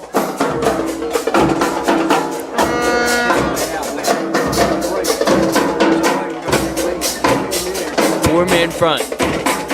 Handoff, and no he's rolling down the sideline. He's close to a first down. Let's see where they mark it. Looks like they marked it about a yard or two short. Yeah, it's marked at the Reidsville 29, 3rd and 1 coming up. Another misdirect handoff, and he went around the left side. In the comments, who is playing running back for Reidsville? We've seen it by committee. It's been some Savion Johnson, Keyshawn Henry. We'll bring you some score updates from around North Carolina at the half. Here's Chase Gibbon. Tries to rush forward for the first down, and it looks like they're going to move the chains. Yep, he got just enough, and they're going to run the clock. 5 minutes left to go in the second. We'll be giving you a lot of score updates around North Carolina. 32 teams are playing their last football game tonight in the NCHSAA 2A.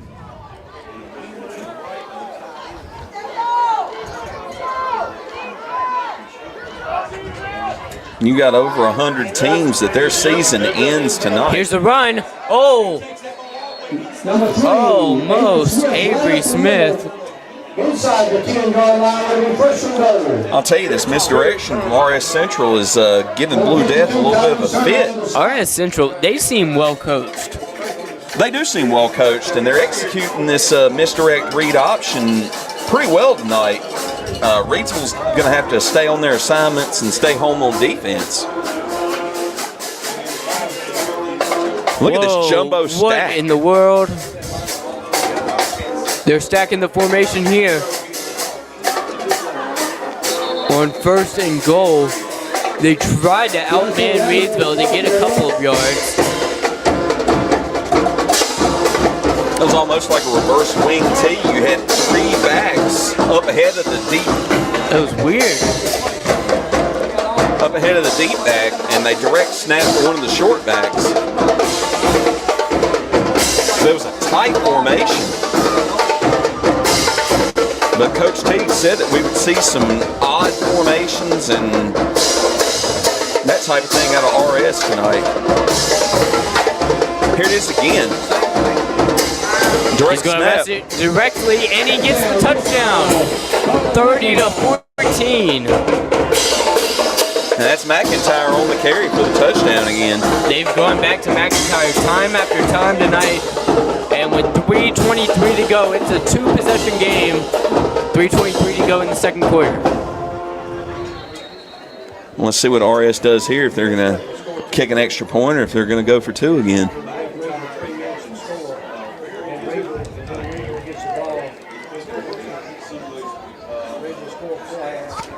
They're lined up to go for it. And in that same strange formation again.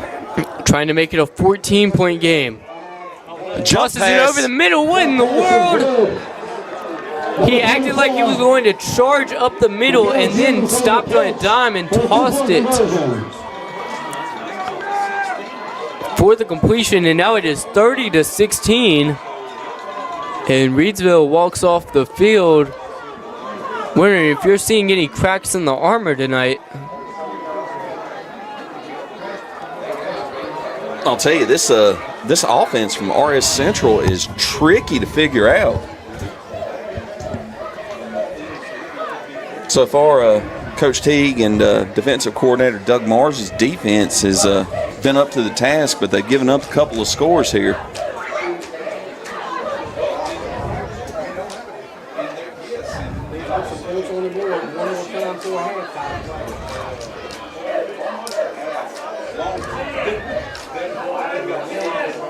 You can bet during halftime, Coach Teague and Coach Mars are going to be making some adjustments to that defense.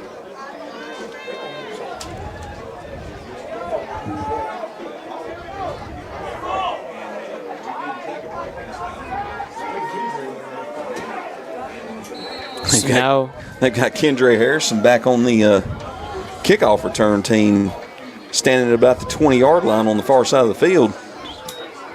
It won't go to him. It'll go to Deontay Neal at the 12.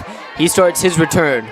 waiting for blockers, and he busts through. He's got an opening. One man They're to not beat. gonna get 50, it. 40, 30, 20, 10. Untouched. No doubt about it. Deontay Neal with a Pennrose Carwash Kooler Ice kick return to make it 36-16. Was that about a 90-yard return, Jay? I'd say about 88. Phenomenal.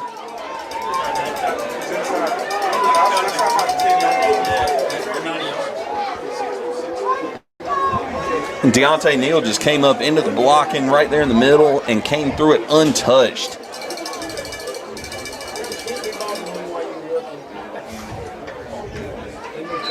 What a return. Deontay Neal. Incredible job. He can do it all.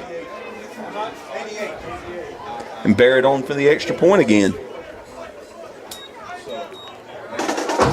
Another one right down the pipe. 37-16. They make it a 3-possession game once again. Deontay Neal. You know, his ability to go fast and then slow and then fast and then slow. He's just got this incredible control over his speed. Yeah, that's just pure athleticism right there on display. Deontay Neal, he can hesitate, and he's back up to full speed in 2 steps. It's just crazy to watch him play. But that's the type of thing that makes him dangerous on the football field and the basketball court. It's just being able to get up to top speed in just a step or two.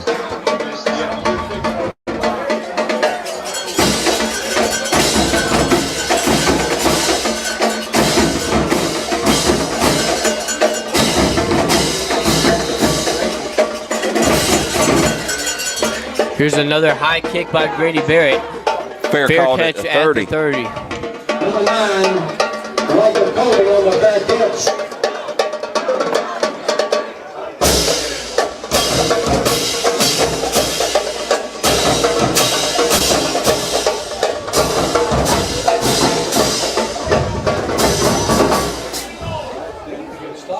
.310 to go in the second quarter, and you want to end with something good defensively that you can build upon for the second half right here. Got to stop that run right now. Yeah, you want the defense to step up here and stop this running attack of RS Central. Handoff, and he gets nothing there. That's what you want to see. Stop those runs. He stopped in the backfield that time. And they do it right there. Somebody number 73 is Kobe Cannon. We'll be bringing you score updates around North Carolina at the half. Looking forward to see what is happening in the bracket right now. You know, it's kind of hard to find updates, but once the dust settles tomorrow, it'll be interesting to see if there's any updates or any upsets. Here's another rush. Hilltoppers don't get much there. Maybe get past the line of scrimmage by a yard or two. 30-yard line. Yeah, I'm going to go ahead and pregame a little bit of max preps for halftime. See where everybody in the conference is standing. Timeout is called. Tonight's broadcast is brought to you by Ancora Compassionate Care, formerly known as Hospice of Pregame County. Their name changed late last November, but they are the same community-based, mission-focused hospice and palliative care provider the community has known since 1987. Providing specialized care for those coping with serious illness, Ancora's mission is to be a supportive presence for life's journey. When greater comfort and rapid response matter most, make sure it's Ancora Compassionate Care. They'll always be there because they've always been here. To learn more about how Ancora can support you, visit AncoraCC.org. Just there a supportive presence for life's journey, Ancora Compassionate Care is proud to support our local football teams in their playoff journeys. 2:26 to go. A big 3rd and long at their own 31 for the Hilltoppers. Handoff, and he doesn't And get they weren't much. fooled on that one. A 3 and out.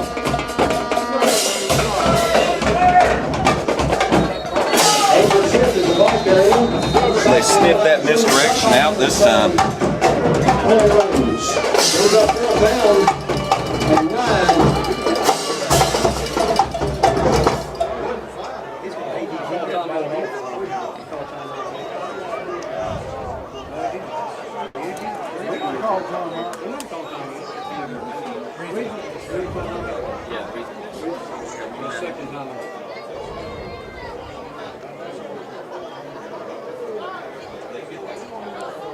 Hilltoppers on their own side of the field. They're in a huddle that they haven't broken yet. Wondering what they're dialing up here.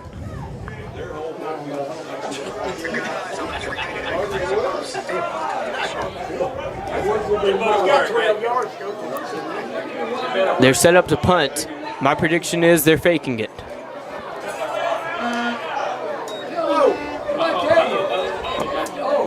Well, Joe's going to scrub that from the recording because they did not fake it. Yeah, he rolled right and just line drived it right up the hash. See, but it's not like when Hatley said that they would punt it and then they faked it. See, you know, I made a risky prediction.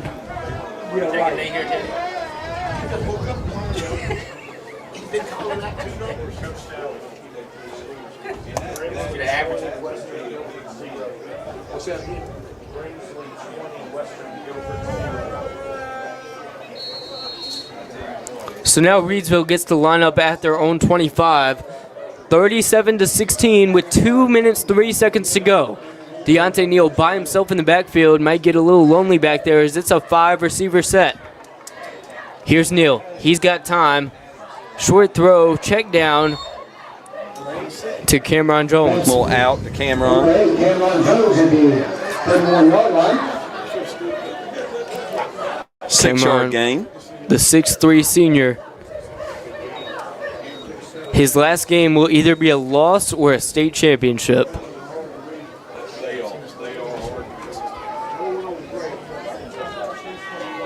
Has Cameron Jones committed to a college yet? I don't think so. Not that I've heard at any rate.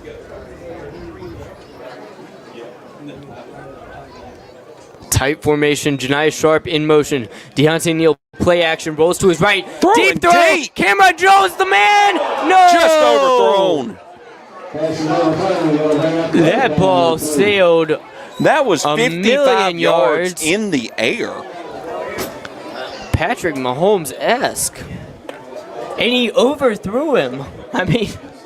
Yeah, I mean, he was 2 steps ahead of his receiver on that.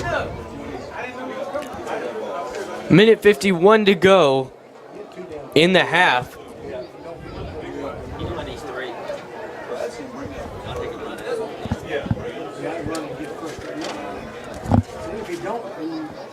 They line up.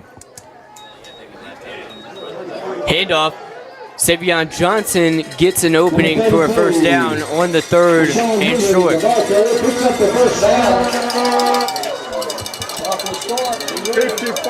Melita Hatley telling us in the comments that Shelby is up 27-0 over the Moorhead Panthers. Looked like about a 19-yard gain for Johnson. Here's Neal. Quick throw over the middle. Kendra Harrison rolling. He's got room. Still going. Stiff arm. And he's into the end zone. 54-yard Pennrose touchdown. Carwash. Kooler Ice score. Kendra Harrison making men miss. Knocking them down. And making it a 43-16 ball game.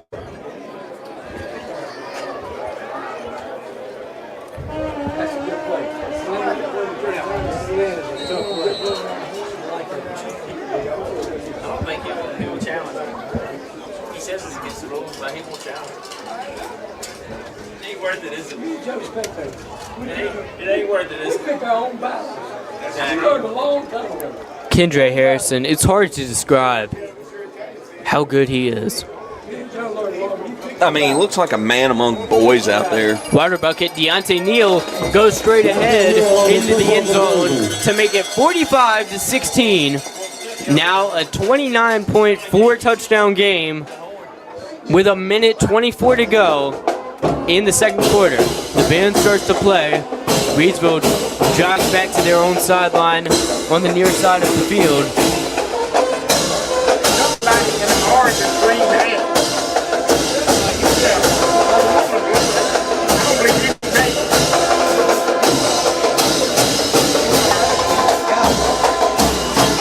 Temperature in the 50s, low 50s. Full moon out tonight. The lights are on, the Friday night lights are on. and it is round 1 of the playoffs in November. This feels like football weather.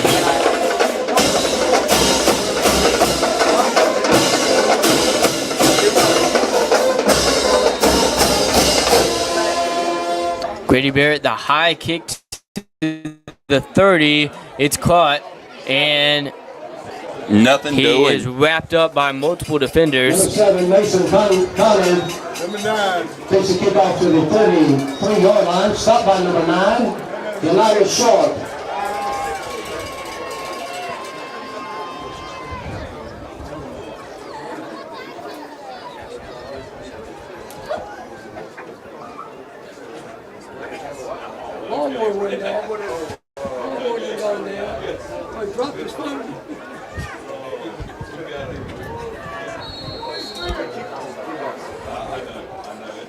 Here they go. Reidsville bringing rushers. Blown dead. Oh blown no, blown dead. Janiah Sharp would have had an easy pick 6. Players blown dead, illegal procedure. I mean, Janiah Sharp could have skipped into the end zone. Oh yeah, there was with nobody his within third 20 yards of interception him. of the year.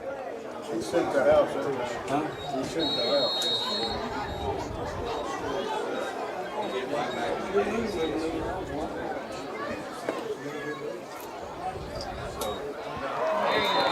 And somebody went offsides. 5 yards back. And that'll go against Reidsville. 1:17 to go in the second quarter.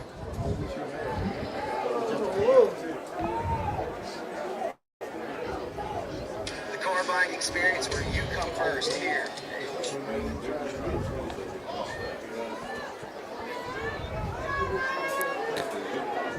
They finally line up. RS Central.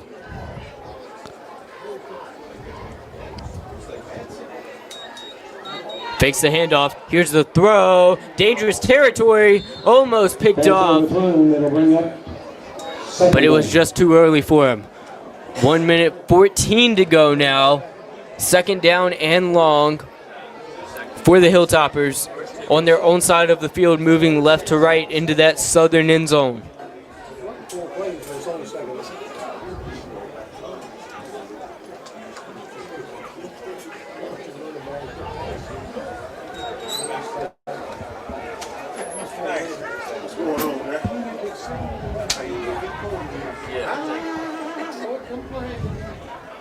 Four-man front, and flag comes out before the play can begin. Flag thrown prior to the snap. Offsides against the Rams. Once again, the Reidsville Rams take a penalty. I mean, this is not sustainable for the playoffs. It really just isn't. No, you cannot continually shoot yourself in the foot and survive in the later rounds.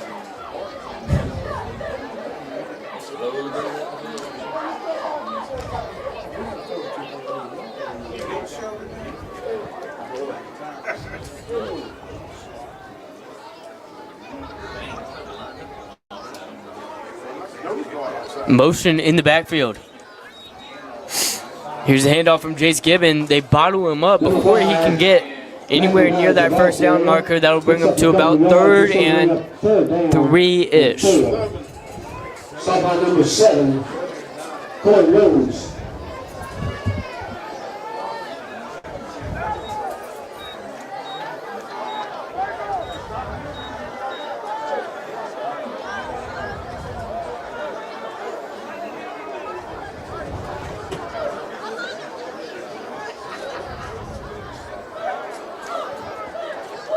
RS Central lining up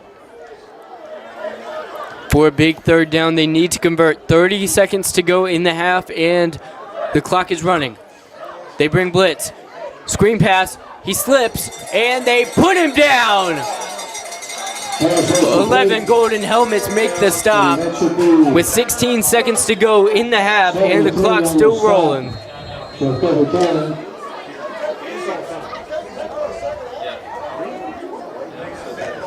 Rams use their third and final timeout. Reidsville decides to take a timeout with 13 seconds remaining to receive this punt.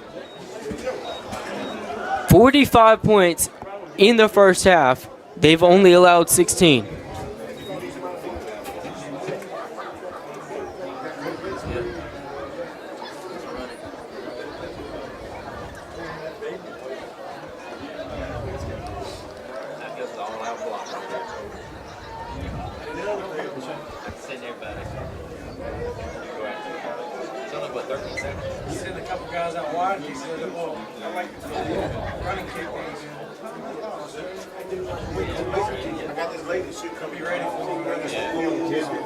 Reidsville brings their receiving unit onto the field. Deontay Neal back there with Jakari Penix. Both have a ton of speed. Deontay Neal already has a kick return in today's game. Punt is low. Here's the punt.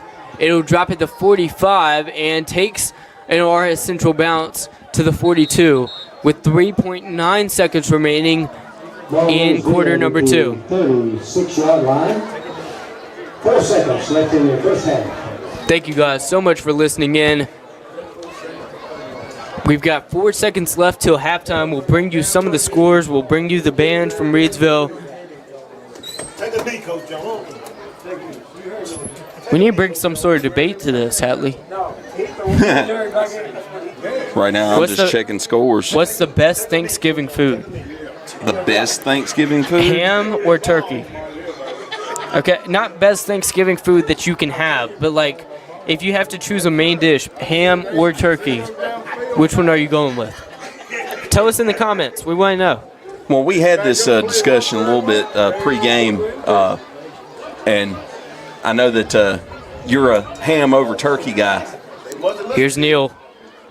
Short toss to Cameron Jones. Time expires. He rolls down the sideline, and he's got room. Tries to cut forward, but he's eventually brought down. Flag comes out. On the first half.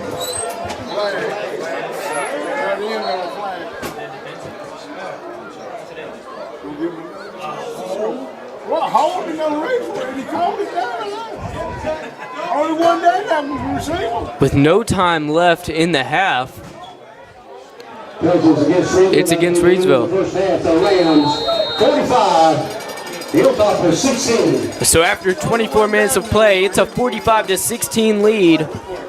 Reidsville ahead. Brandon Luna, Juanita Simpson both agree with me. They say ham, but Jack Reynolds, Brenda Ware, Melita Hatley say turkey. Hatley, which team are you on? Ham or turkey? See, that's a tough one. Let it cool off a little bit. If it's deep fried or smoked, I'm team turkey. If it's spiral sliced, I like ham. Either way, I just want to eat. Thanksgiving is my favorite holiday. Oh, I love Thanksgiving. It always falls right around the same time as my birthday, too. I was actually born on Thanksgiving, so. Oh, wow. For serving our community and continue to support our youth. Our drum major, Jackson. Hatley's about to bring us the scores. Looking for a fresh ice and water option that is ready when you are? Kooler Ice is countywide. Find fresh ice and water at Little Caesars Pizza in Mayodan, 6734 NC 135 across from Walmart. Visit our local Kooler Ice dispenser at Schul's Home, 1635 Freeway Drive in Reidsville. And for all your ice and water needs, you can also find us at Pennrose Carwash in Reidsville, located at 1509 South Scale Street, or Two Rivers Plaza in Eden, located at 307 West Meadow Road. Get Kooler Ice, great tasting fresh ice available 24/7 at all 4 locations, 16 pounds or 32 pounds, plus premium water by the gallon or 5 gallons. Kooler Ice, fresh and ready when you are.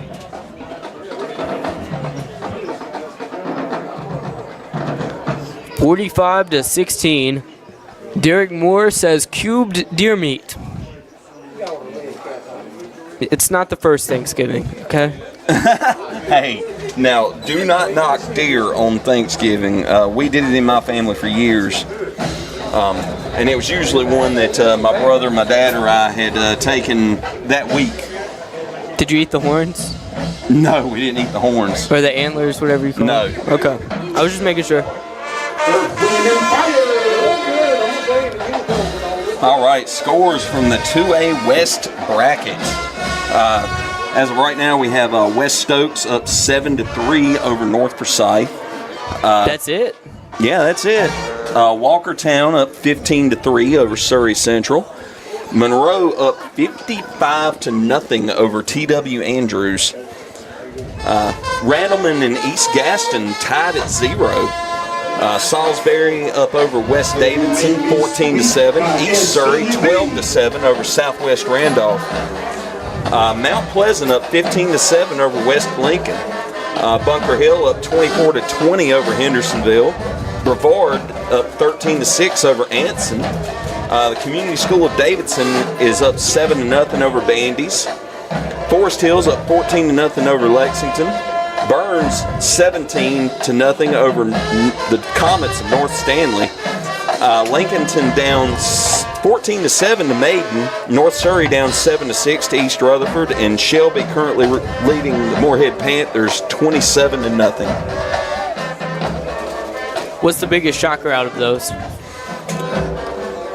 To be honest, I think my biggest shocker is Burns 17-0 over North Stanley. I figured North Stanley, even though they were seated lower, would be playing this game a little bit better, but Burns is perennially a tough team. And I speak that from a position of bias, since my godbrother helps with the coaching staff at North Stanley. But Well, thank you, Hatley, for gathering all of these.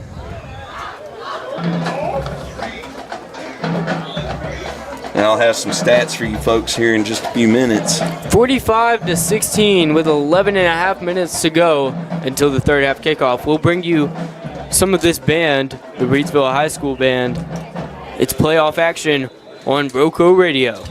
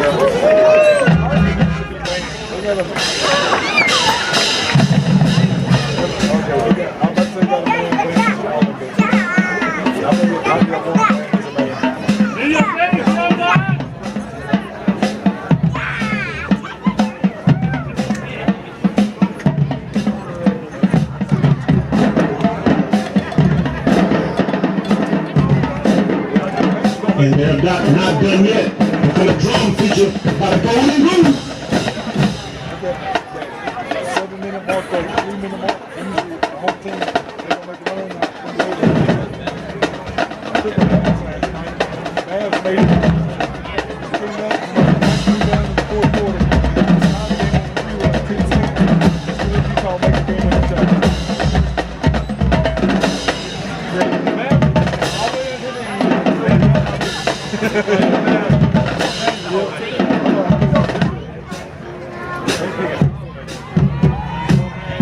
Oh, yeah.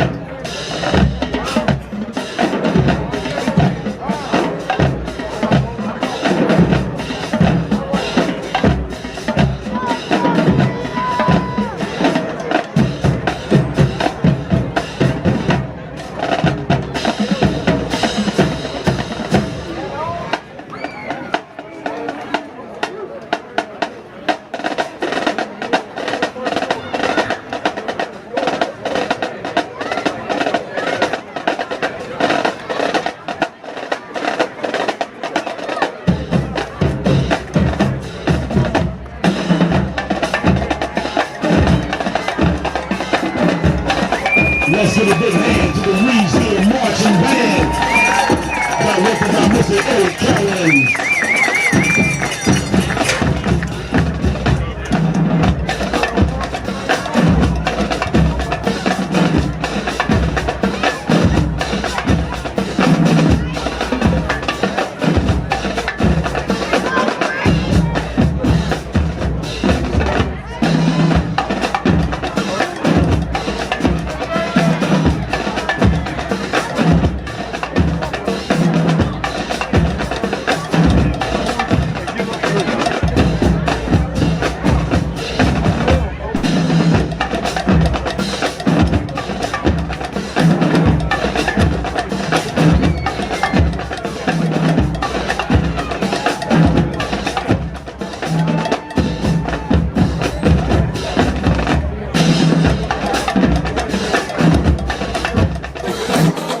As the band exits the field, welcome back in We're at Community Stadium, the football capital of North Carolina, with 3 minutes and a half remaining until the third quarter kicks off. Hatley compiled some stats from the first half for us. He'll be bringing those to you shortly. You know, they call this the football capital of NC, and they definitely own it while they're here. Since 2002, Reidsville has a home playoff record of 70-5. They've won 32 straight. And since 2002, they are 83-12 in the playoffs overall. They're 37-3 in the playoffs since 2016. Coming off of their undefeated regular season for the 11th time in school history. Yeah, first half stats. Let's see. We'll start at the top. Deontay Neal, 1 rush for a 10-yard touchdown. 13 of 17 passing for 265 yards, 2 touchdowns, and 1 interception. Let's see. Savion Johnson has 3 carries for 31 yards and a touchdown. Freshman Kayshawn Henry, 4 carries for 66 yards and a touchdown. And receiving stats, Kendra Harrison has 5 catches for 103 yards and a touchdown. Cameron Jones has 6 catches for 121 yards. Hasn't gotten into the end zone yet, but I expect to see that at some point. And J9 Janai Sharp, 2 catches for 41 yards and a touchdown. But the glaring stat to me has been penalties. Reidsville's been penalized 9 times tonight for a total of 95 yards so far. Oh, wow. Yeah, you can't have that. So that's what we'll be looking for in the second half. You know, you've got to improve on stuff. That's going to be the main point that we're focused on throughout half number 2. North Surrey and East Rutherford, winner of those 2 teams, will be playing Reidsville in round 2 unless somehow the Hilltoppers make a 4-touchdown comeback, which I don't see happening. Yeah, and right now that game is a very close one. You got East Rutherford up 7-6 over North Surrey. And East Rutherford will be coming from around the same area as RS Central if they manage to win. East Surrey over there closer to the Mount Airy area. We'd like to thank our broadcasting partners, Rockingham Update. Rockingham Update is the community source for local programming, government meeting coverage, community events promotion and broadcast, sports, local nonprofit news, and so much more. Providing digital community news on all platforms since 2007, RockinghamUpdate.com aims to serve Rockingham County with the dependable information and coverage it deserves. For local programming, visit RockinghamUpdate.tv, your #1 IPTV station in Rockingham County. For a full list of programming and to watch live, visit RockinghamUpdate.tv. Palisades, 0. Western Alliance, 14. Thank you guys for sticking with us through halftime. I'd like to thank our sponsors, Rockingham Update, Ancora Compassionate Care, Pennrose Carwash, Kooler Ice, Reidsville Chamber of Commerce, as they sponsor us through the playoffs. Reidsville trying to gain their 24th title here in the year of our Lord 2024. You have until the end of the third period to bring you a ticket to the press box and claim $200. Ticket number 000. Well, I'll tell you, once about the 5th round of the playoffs rolls around, 957. Bring you a ticket to the press or the 4th round of the playoffs, you're looking at a potential matchup between number 3 seed Monroe and number 2 seed Shelby, as they're leading over Moorhead 27-0 right now. But Monroe is up 55-0 over Mid-State 2A conference member T.W. Andrews. Oh, wow. That is a lot of scoring in a short time. And what half is it like? Oh, it was showing second quarter. Oh my goodness. Yeah, apparently Monroe has a pretty high-powered offense. They'll be one to watch come late in the playoffs. There's going to be some fun matchups to see just how they go down. I'll tell you, this East Gaston and Randleman game being tied at 0 is kind of a shock to me. Randleman coming in as the number 4 seed, and the number 13 seed is hanging with them.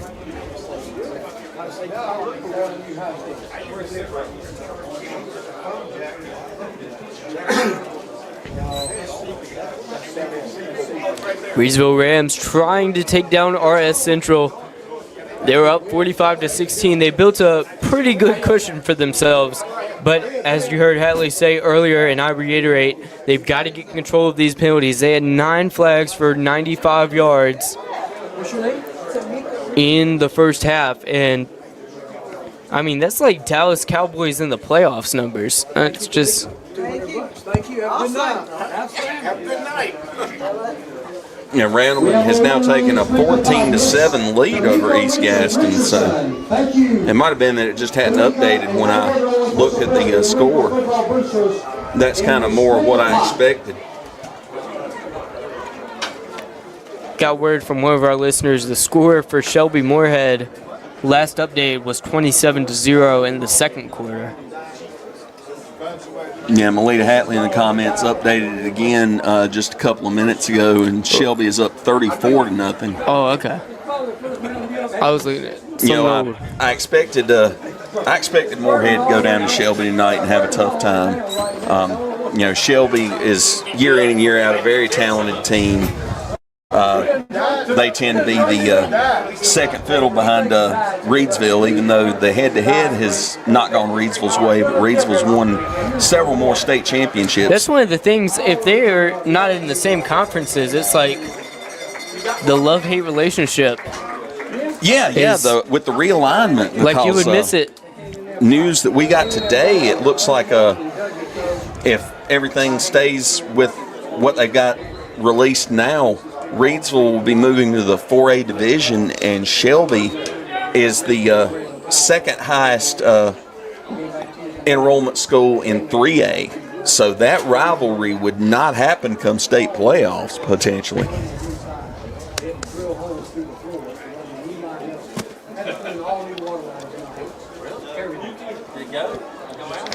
Which, I mean, it's sad because... obviously the fans don't like each other, but like... Oh, and the fans of both sides, they love the rivalry. Yeah, like if North Carolina and Duke were split up from the ACC, people would hate it. It's an equivalent almost. I mean, no, it's not, but... Well, to these fans it is. Ball is kicked out of bounds. The Rams will take over at the 35.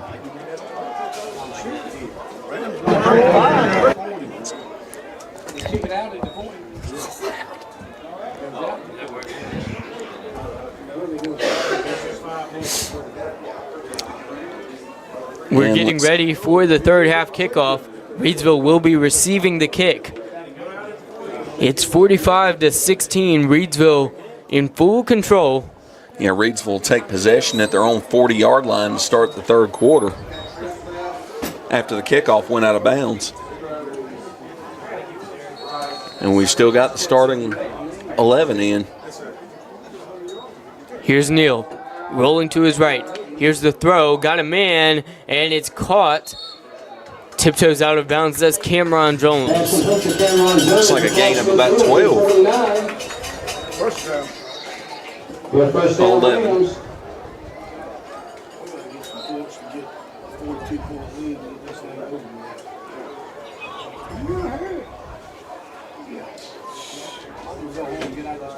Where'd you get to put your water supply? Huh? Here's the handoff.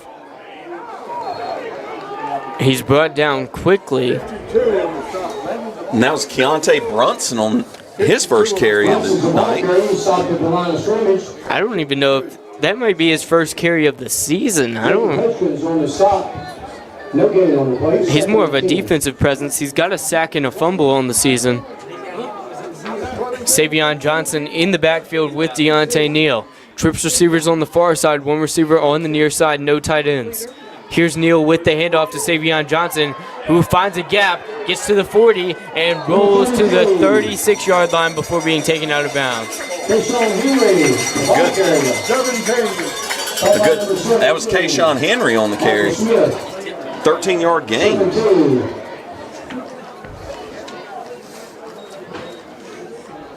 Oh, I thought it was 32. Yeah, I did it first too. My bad. You know, those threes start looking like twos, and those twos start looking like threes when you're this far up.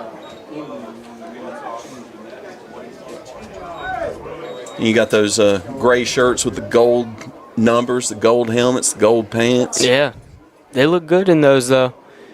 Oh yeah, that's that all-uniform Neil. scheme that I like. Fakes the handoff and then gives it to Savion Johnson or Kayshawn Henry. Just playing it safe. Number 55. Stop by number 55, Lathan Metcalf. Kayshawn Henry on the carry again. Good for a gain of 9. They misdirected left a little bit and gave Henry the counter going right. Off tackle. Good for 9 yards.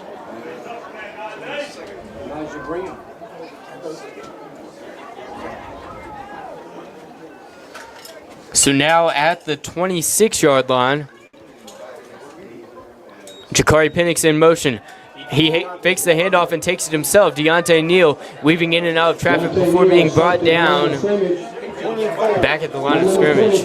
Yeah, and it looked like he probably would have had the first down, but he cut back and backed up. Looks like about a yard for the first down. Take that, the referee signaled first down.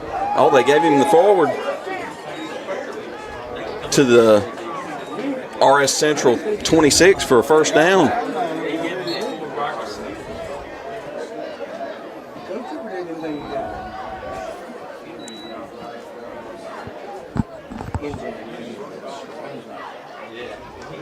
Here's Neal. Fakes the handoff. Deep Going for throw. it Cameron all. Jones. You would expect a flag out. He had his arm held the whole time.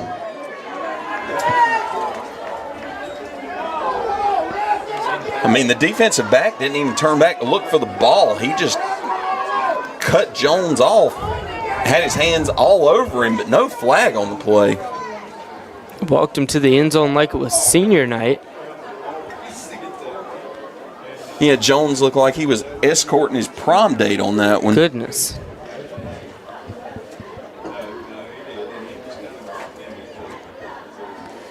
Here's Neal. Kayshawn Henry switches sides. Now on the left. Shotgun formation. Here's Neal. Play action. Has time. Here's the throw. Kendra Harrison cuts it off with the catch and tries to roll back across. Fights and crawls his way inside the 5-yard line. 45-16. Reidsville not satisfied with that with 9.5 minutes to go in the third quarter. A 22-yard gain on the Deontay Neal pass to Kendra Harrison.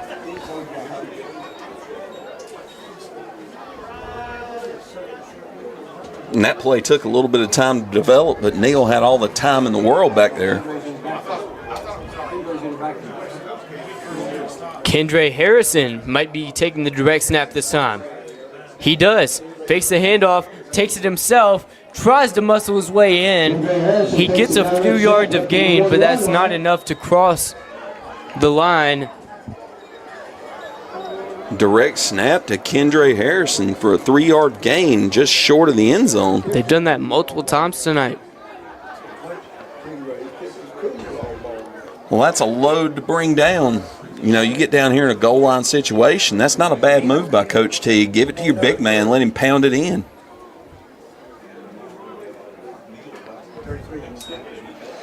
Handoff, and looks like he was met. I think he got in. It looked like he got in. Sean Henry stopped at the line just short of the goal line. Wow. Wow. 1/100th of a centimeter. It looked like from he the was end in zone. the end zone. They might give it to him again, though. He's offset, and Keyshawn Henry He's in finally that time. punches his ticket in. It's now 51-16. Reidsville in full control.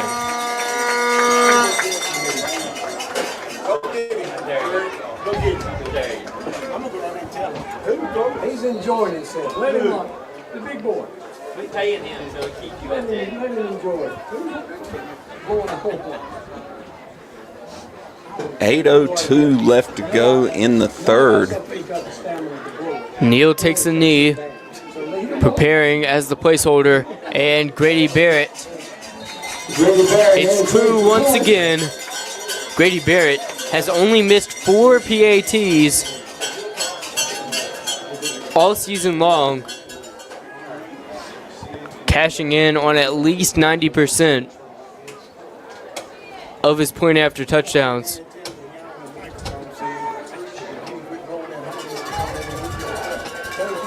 So with 8:02 to go, it's 52-16. Reidsville's offense doing the work. RS Central Hilltoppers just not able to make a stop.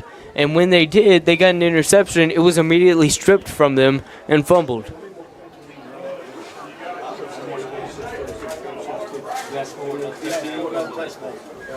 And a 9-play, 61-yard drive taking 4 minutes off the clock for Reidsville, just methodical.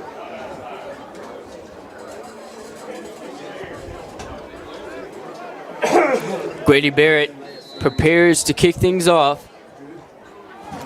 Another sky high to the opposite side. 30, dropped it! Dropped it! Did we get it? It looks like Reidsville's on it. They're pointing their way. Waiting for the signal from the official.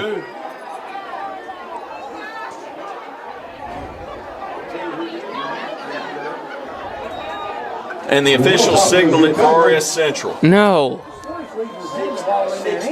And they'll take over at their own 33.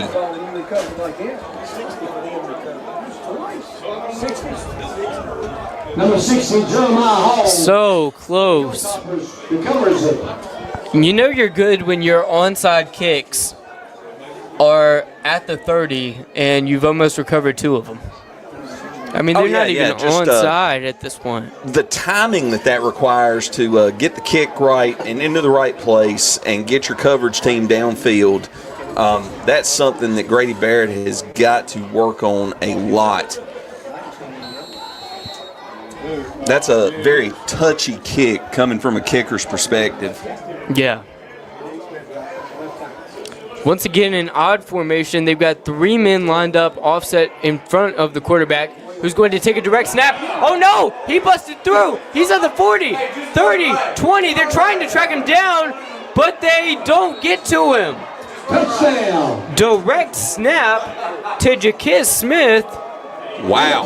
Who had no rush touchdowns all season, takes the direct snap over 50 yards for the touchdown, and now it's 52-22. A 67-yard rushing touchdown on the first play of the drive.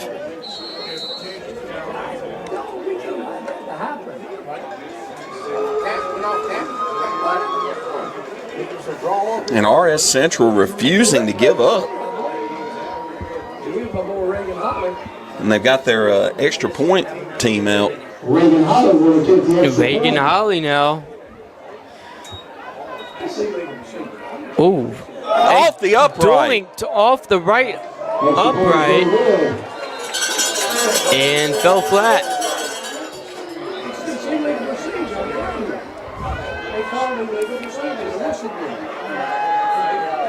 And there was a flag. It seems like every time that Reidsville tonight is getting a break, the officials are overturning it. I mean, they're up by 30, so it is what it is at this point. But what's the call here?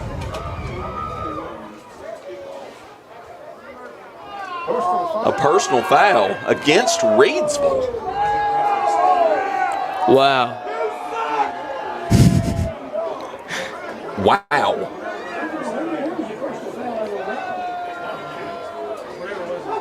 Where was the personal foul? I wish it was like college or NFL where they would tell you the number of the player who did it, because I have no clue what happened. I mean, well, the official's still down there at the mark.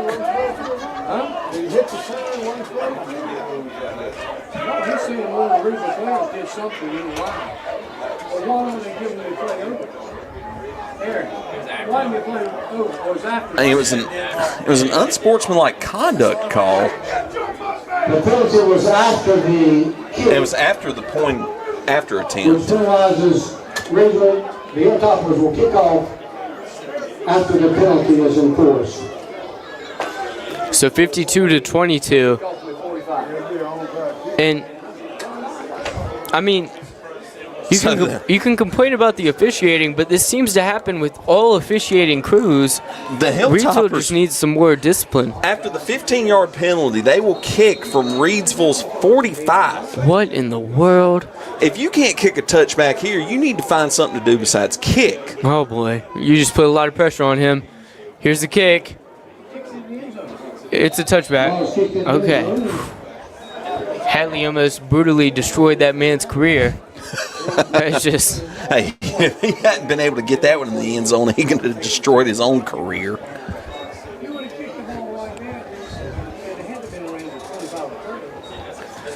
I'll tell you, in that situation, I would have kicked an onside kick because you're gonna have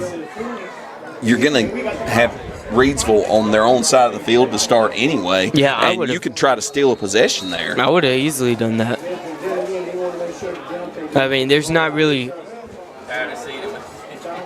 See, because they're still starting from the 20. What's the difference? 10 yards? Like, that's nothing to Reidsville. Right. 4 receiver set, a wing back, and now it's a 5 receiver set, man in motion. Deontay Neal with the quick throw to Janiah Sharp. Screen play, and he's going to rush forward for a first down. Flag comes flying in out of the backfield.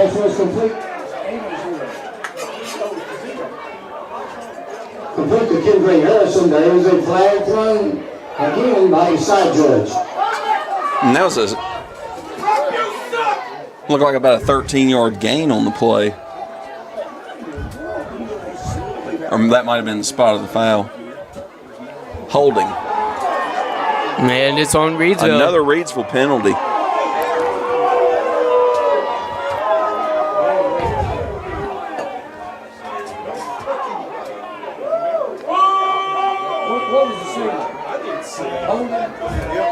Holding penalty against the Rams.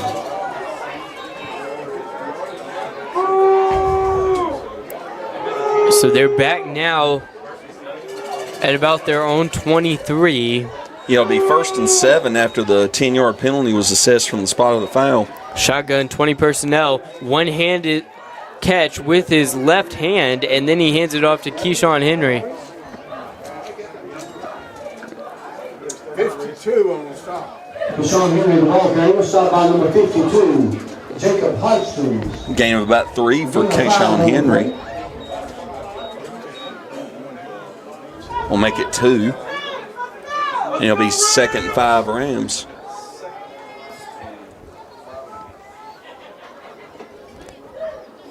Three receiver set. Here's Neal. Hands it off to Keyshawn Henry. Listen, it seems like every Reidsville game we cover, they're upset about the refs, but I mean, at some point you got to look within and stop doing these holdings and all of these penalties that the self-inflicted wounds have got to stop. Oh, you're absolutely right. I mean, when you have 9 penalties for 95 yards in the first half and you've already cost yourself 25 to start the second half, that's a discipline issue. Here's Neal. In shotgun, dropping back, rolling to his right. He's got some room. Here's the throw. Hit while he catches it, but he catches it nonetheless for a first down.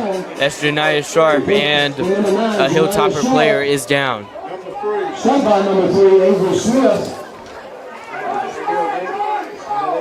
Voted #1 car wash in Rockingham County, Pennrose Carwash, located at 1509 South Scale Street in Reidsville, has been serving the Reidsville and surrounding area for over 50 years. Established in 1970 by well-known entrepreneur Leo Rentz, this popular venue welcomes everyone. Pennrose Carwash, open 24/7, and find us on Facebook. Pennrose Carwash, voted #1 Rockingham County Car Wash 3 years in a row.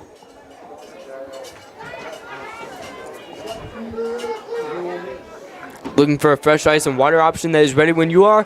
Kooler Ice is countywide. Find fresh ice and water at Little Caesars Pizza in Maiden, 6734 NC 135 across from Walmart. Visit our local Kooler Ice dispenser at Schul's Home, 1635 Freeway Drive in Reidsville. And for all your ice and water needs, you can also find us at Pennrose Carwash in Reidsville, located at 1509 South Scale Street. Or Two Rivers Plaza in Eden, located at 307 West Meadow Road. Get Kooler Ice, great tasting fresh ice available 24/7 at all 4 locations, 16 pounds or 32 pounds, plus premium water by the gallon or 5 gallons. Get Kooler Ice, fresh and ready when you are. I'll tell you, RS Central's defense, Hudgens has basically been the man out there. He's had multiple tackles. Deep throw. He's got a man. He's open, and it's caught. Ja'Cory Penix with a Pennrose Carwash Kooler Ice score. 58-yard touchdown. And it was mostly air yards by Deontay Neal. What a job. Ja'Cory Penix with his first catch of the night, a 58-yard touchdown reception. Ja'Cory Penix seems to be one of the best on the team when it comes to getting separation from his defenders. It seems like the Neal Penix touchdowns that I've called, Penix has just gotten a ton of separation, and then Neal's been able to show off his arm. Yeah, and there was talk before the season that Neal possibly didn't have the strongest arm out there, and he has proven all that talk wrong this season. Grady Barrett makes it look easy once again, and now the score is 59-22 with 5:59 to go in the third quarter. Fans are getting hyped in the comments.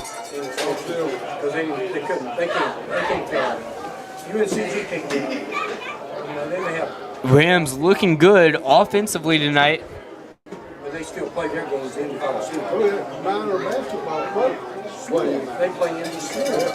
It's playoff football here at Community Stadium. Jimmy Teague Field seeing a lot of good football tonight. Deontay Neal has been the man. Jariel Cobb out, but Neal has been able to showcase his arm. He also got that amazing 88-yard kick return.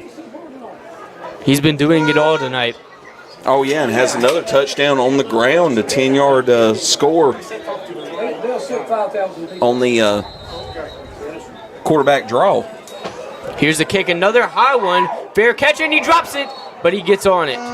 For the third time tonight, they pop it up 100,000 feet in the air. All right, these horns are going to start getting to me.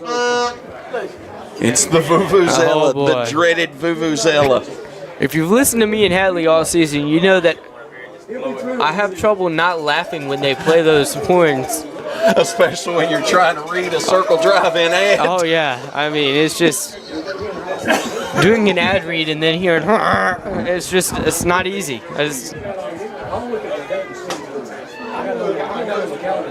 See, but I haven't started laughing at them yet tonight. Maybe I spoke too soon. We're 5/8 of the way through this game. Here we go, shotgun formation. Deep throw, and nearly almost picked. Intercepted by Deontay Neal.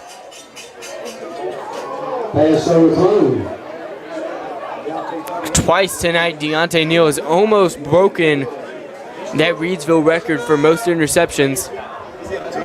And RS Central has not been afraid to test the man who is tied for the Reidsville record for interceptions in a career. Jace Gibbon showing a lot of confidence.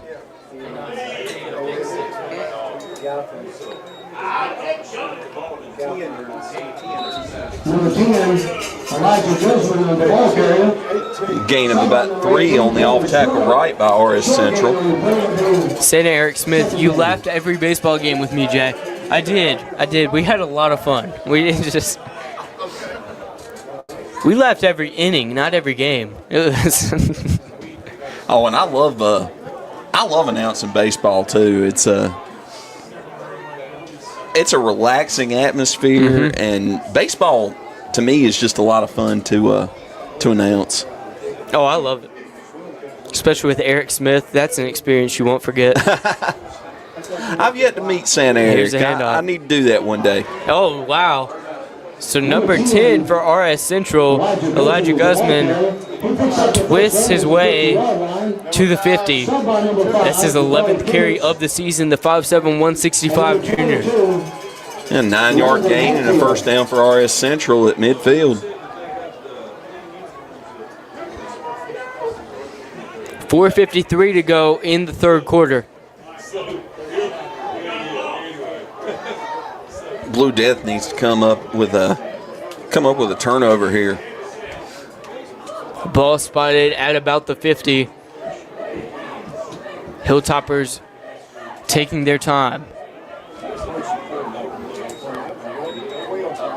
Here's the snap to number 12, but he's brought down after a gain of about 3 or 4. And that direct snap with the jumbo set in the backfield has paid some dividends tonight really for RS has. Central. They're trying to use their size against Reidsville. RS Central has performed better than I expected tonight, at least offensively. You know, Eric Teague in our Reidsville Chamber of Commerce pregame show interview with him, he talked about, you know, the different formations are going to be hard to defend against, and he was exactly right. Yeah, we've seen a lot of different sets tonight. Shotgun, direct snap, some wildcat. It's been an interesting ball game. Here's his man in motion. Jace Gibbon hands it off, but he is eating up. Jaquez Smith, the freshman, is devoured. Loss of 3, Pruitt on the tackle. Cadence Pruitt has a bright future ahead of him. Yeah, 4.5 sacks on the season, an interception, 76 tackles. See, and Reidsville's not one of those schools that pumps up the sack numbers like we've seen before. Oh, no, not at all. I mean, they only accounted for, I think it was 7 or 8 sacks for the whole season. He has over half of their sacks. So 3rd and long. Chase Gibbon dropping back. 5-step drop, hits it off, and no! Tried to run with it before he got it, and it goes in and out of his hands. Avery Smith with the drop, intended receiver right there. And he still hasn't gotten up. I wonder if he twisted his, looked like he might have twisted his leg there a little bit, trying to turn with the ball. Got up a little gingerly, but he seems okay.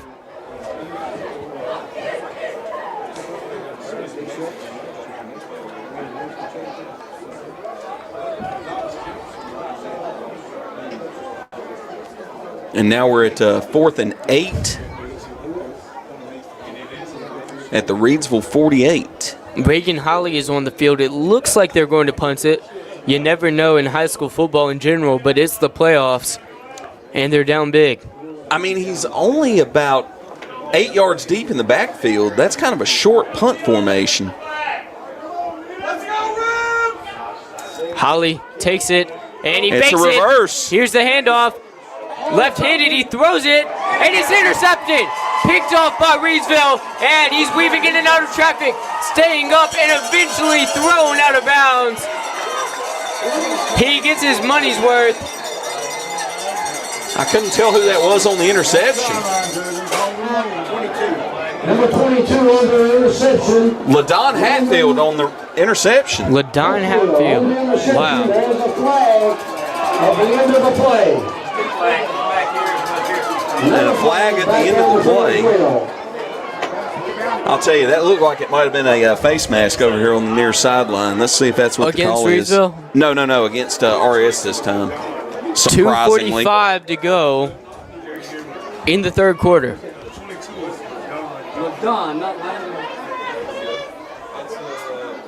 No, we have a It's holding against on the Reidsville. return against Reidsville. Number 22, LaDon Hatfield on the interception.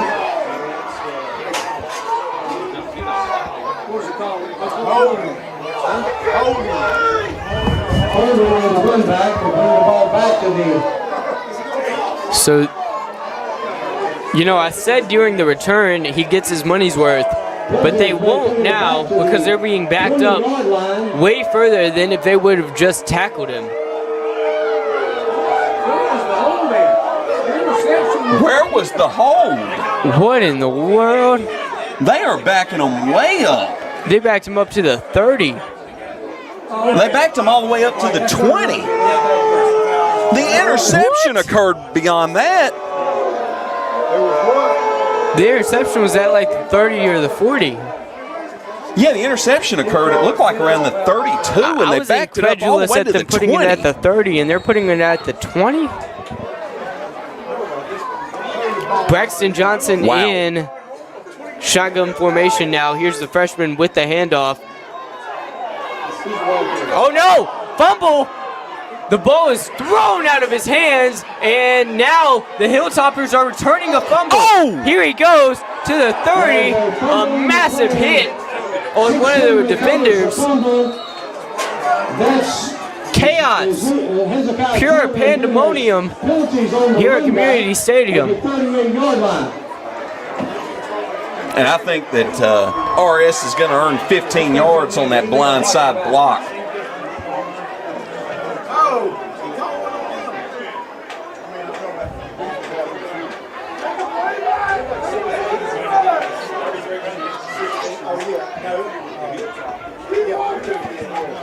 Yeah, 15-yard penalty against RS Central.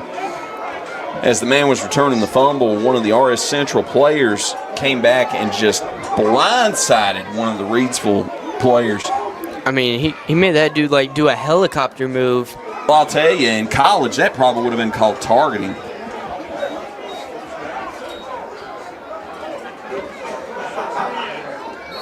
And that backs him up to RS Central's 45-yard line. Four-man front from Reidsville. Here's the handoff, and then he hands it off to number 23. Gets to about the 49.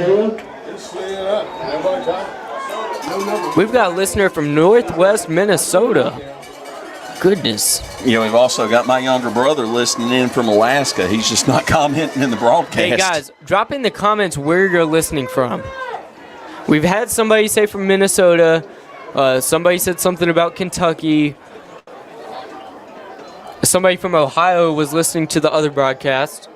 Go ahead, drop it in the comments where you're listening from. 59-22 right now. Reidsville in command. And number 13, Chase Gibbon is the ball carrier. A frustrating no call. 18. Stop by number 18, Kayla's Pruitt. Wow, we've got listener Santa Eric Smith from the North Pole. It's incredible. And although it's not in the comments, my brother from North Pole, Alaska. Wow. He just texted it We've to got me. a lot of North Polers. We've got a listener from Reidsville. Who would have guessed? This is incredible. And We're worldwide.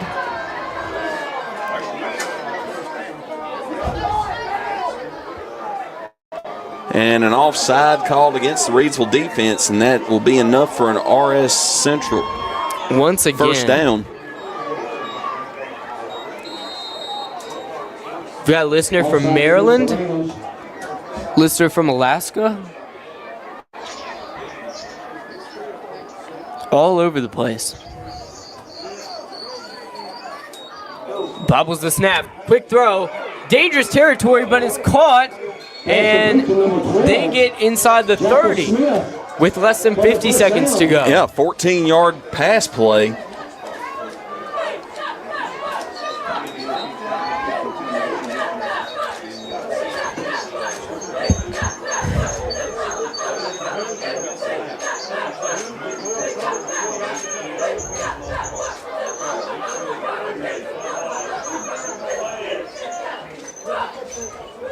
Two receivers on the far side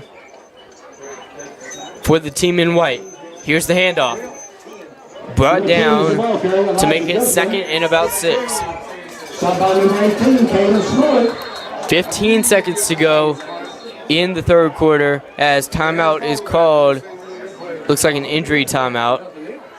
And Cadence Pruitt out there playing peacemaker. It's getting a little chippy out there. Can you see who's down? I cannot.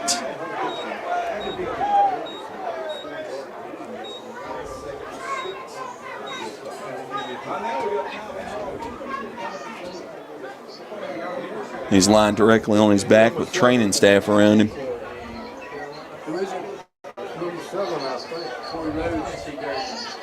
Looks like it may be number 7, Corey Rhodes, one of tonight's captains.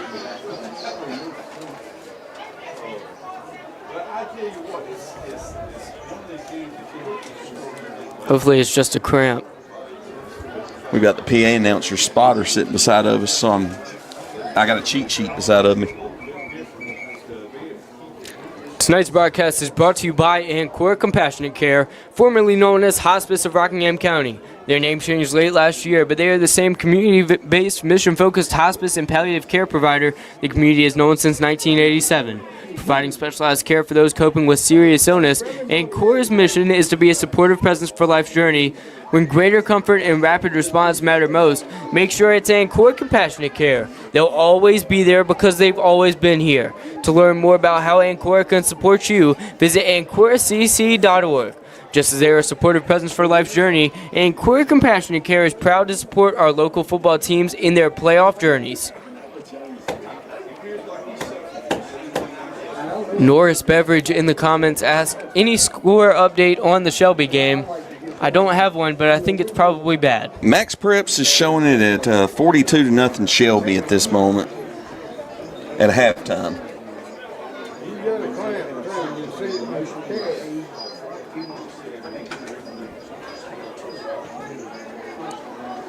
Corey Rhodes still down on the field. 16 seconds remain.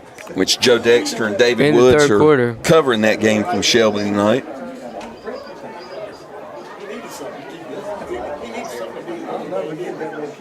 Oh, and in the 3A, East Lincoln and Kings Mountain in a dogfight, 21-21. Thanks for that update in the comments.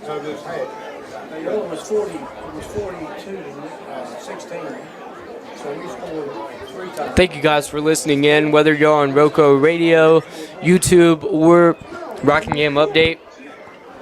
Rockingham Update is the community source for local programming, government meeting coverage, community events, promotion and broadcast, sports, local nonprofit news, and so much more. Providing digital community news on all platforms since 2007, RockinghamUpdate.com aims to serve Rockingham County with the dependable information and coverage it deserves. For local programming, visit RockinghamUpdate.tv, your #1 IPTV station in Rockingham County. For a full list of programming and to watch live, visit RockinghamUpdate.tv. A Reidsville player still down on the field.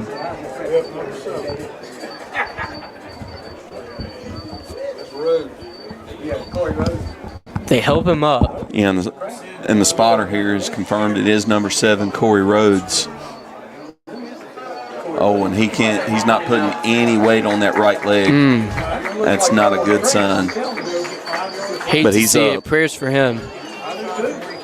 And I'll tell you that Corey Rhodes, such an integral part of the defense. Yeah, 64 tackles and a sack on the season coming into this game.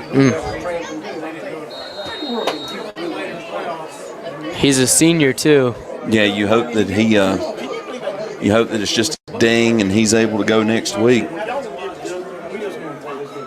And they've started running the clock and they're going to flip the field. Hate to see an injury, especially at this time of the year. Third quarter comes to a close. And Reidsville fans put those 4 fingers up in the air. It's time for the fourth quarter.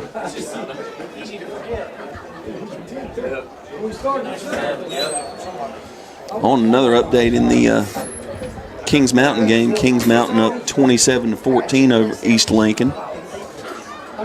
Norris Beverage, Jariel Cobb is out for the rest of the season, unfortunately. Chick-fil-A sandwiches are now on sale at the concession stand. All right, Hatley, you heard him. Chick-fil-A sandwiches on sale. Go get some. I'll man the broadcast. You can grab the sandwiches. That's a $3 reduction. You better rush to the concession stand. 59-22, Reidsville in control. RS Central lining up on Reidsville's side of the field right now as they move left to right. 12 minutes left to go in the game, and Reidsville with a 37-point lead. Here they go. RS Central direct snap. He's going to run it straight ahead and get bottled up. Number 14, Ryan Holland. That's just good group tackling by the Reidsville Rams. He's still a freshman. That's 2 freshman quarterbacks he's had. Norris in the comments says they would sell chicken sandwiches on the sale Chick-fil-A after I there, leave. Norris. I mean, Hatley still hasn't gone down there and gotten us any. I don't know what he's waiting on. I mean, I can leave you on your own there, Jay. 11 and a half minutes remain. Don't threaten me with a good time. Big Will says in the comments on YouTube, Monroe is up 69-0 on High Point Andrews in the 4th. Here's the deep throw. Oh, offensive pass interference. It's got to be. For the first time ever, I called it before the ref did. He threw out the flag. I'm not good about stuff like that, but I got it. Even I saw that. Offensive pass interference against the Hilltoppers. You might as well take it. 15 yards. You might as well take that one. Yeah, you might as well take that. 11-11 on the scoreboard.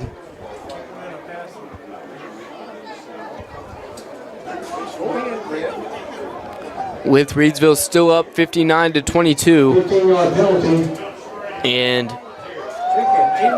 RS Central's attempt to make a dent in this lead becomes more difficult with the penalty. Yeah, 15-yard offensive pass interference on that one. That's what he marked off. But he clearly pushed off of the Reidsville defender. Here's the snap. Dropping back. He's got men racing after him. Breaks free, and he goes across the 20, cuts across his body. Oh, no! He rolls into the end zone. Touchdown, number 14, Ryan Holly. 34-yard touchdown, but there's a flag on the field. Now 59-28 if this stands. Reidsville's golden helmets do not look happy about this. I'll tell you, that looks like a hold downfield, and it is a hold downfield. It is. Bring it back 10 from the spot.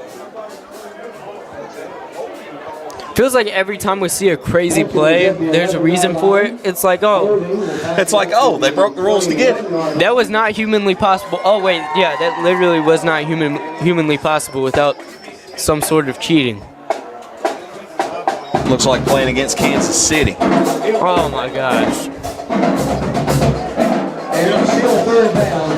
I feel like we have a debate about Kansas City every week. Oh, there is no debate. It is a debate. The refs are on their payroll. NFL is the sport designed for parity. Literally, the NFL tries to not have dynasties. If anything, they'd be working against them. Well, somebody ought to tell that to them. Okay, yeah.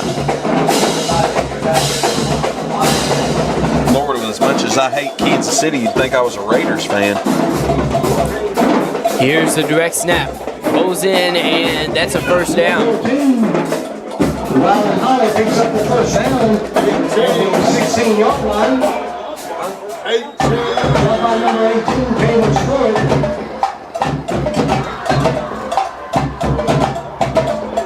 10:50 to go as RS Central tries to put their 4th touchdown on the board.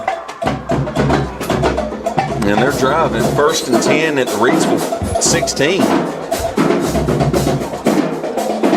Your mom doesn't like Kansas City either, according to the comments. At this point, I can't figure out why anyone would pull for him. Wrestled out of his hands, and he's out of bounds. Incomplete pass. I pulled for him because good effort on it. I like Patrick Mahomes. See, they're not my team, but like, I'm a Dallas Cowboys fan, but like, I would like to see. I mean, you can appreciate his play, and I get listen, that. This is my idea. These are going to be the years that I can say, oh, well, the Cowboys didn't win a Super Bowl. Well, neither did anybody else except the Chiefs. Okay. Oh wow! And updating the comments in the 4A, Charlotte Independence up 35-0 over Mount Tabor. which Independence has been a football powerhouse for years. They've fallen off recently a little bit, but they were known for winning state championships in the 4A, even back when I was in high school. That wasn't solo. That was a combination. 100 years ago. It seems like it.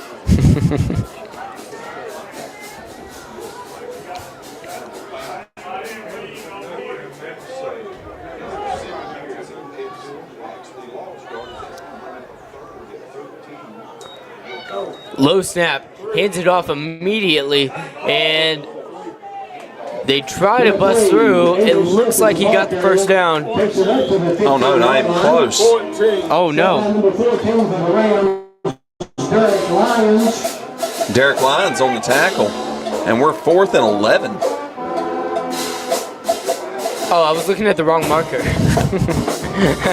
We'll make it 4th and 10 from the Reidsville 16. And you know, Reidsville would love to get this turnover on downs to go ahead. Oh yeah, you want that defense to stick actually a fork show in its this stuff. game. 59-22. 540 seconds remain. I'll tell you, that's a shocker that Mount Tabor didn't put up any better a game against Independence. Timeout has been called. We'd like to thank Rockingham Update, the community source for local programming, government meeting coverage, community events, promotion and broadcast, sports, local nonprofit news, and so much more. They provide digital community news on all platforms, and they've been doing so since 2007. Rockingham Update aims to serve Rockingham County with the dependable information and coverage it deserves. For local programming, visit RockinghamUpdate.tv, your #1 IPTV station in Rockingham County. For a full list of programming and to watch live, visit RockinghamUpdate.tv.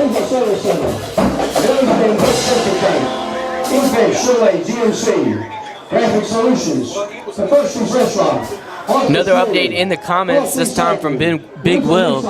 West Oaks is up 21-3 on North Forsyth in the 4th quarter. Yeah, and that's not a surprise. West Oaks has a very talented football team this year, a lot of size, good speed, and they gave Reidsville a really, really tough matchup in their regular season game. David and Jackie Brackens, Shasik Coffee Shop, the Cutting Room Barber Shop, Vicky Austin, and West Creek Auto, thank you for. And I said in our weekly Gridiron show that I think West Oaks could really make some noise here in November.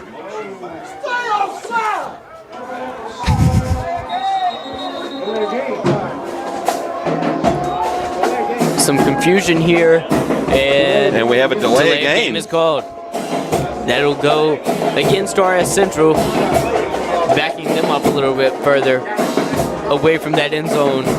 Feels like this has been a very long drive, but we're only 3 minutes and 6 seconds into the 4th quarter.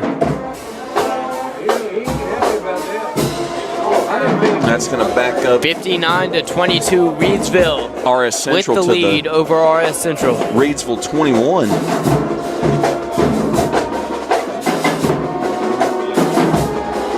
Got motion. He's going to drop back and throw deep downfield, and almost intercepted. Derek Lyons looking to make that grab, but he wasn't able to. And some sportsmanship there by Lyons, picking up the RS Central receiver. Regardless of whether he intercepted it or not, that will still put him in a very good spot at the 20-yard line, which about where they would be if he had intercepted it. So 8:49 to go. Reidsville looking to tack on to this 59-22 lead. They do what we wanted them to do, finally show their defense, and they got it going. Yeah, the defense held. They were down in the red zone and managed to make a stand and turn away this RS Central offense. Here's Braxton Johnson in shotgun formation. The freshman drops it while he hands it off, and he gets it off clean while falling down. Zaylen Hampton is the ball carrier. So Zaylen Hampton with the rush. About 4 on the plate. Hampton has 2 fumble recoveries this year. The 5'8", 170 sophomore. He's a freshman. I tell you, got some JV team that line. A lot of them are like that. Not all of them, a lot of them. And Reidsville, without a doubt, going with their second string here. And look at the size differential between Reidsville's second string and RS Central's defense.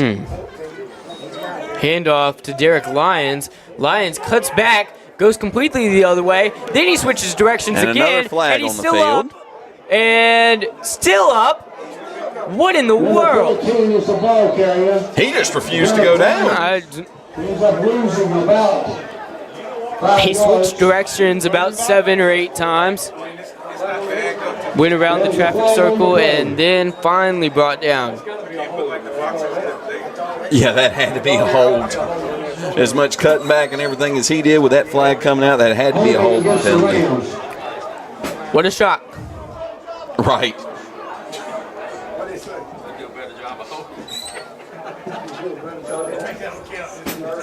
Too many flags, says Kimberly Neal in the comments. Exactly right. Oh, yeah, that's Reidsville's 14th penalty of the game.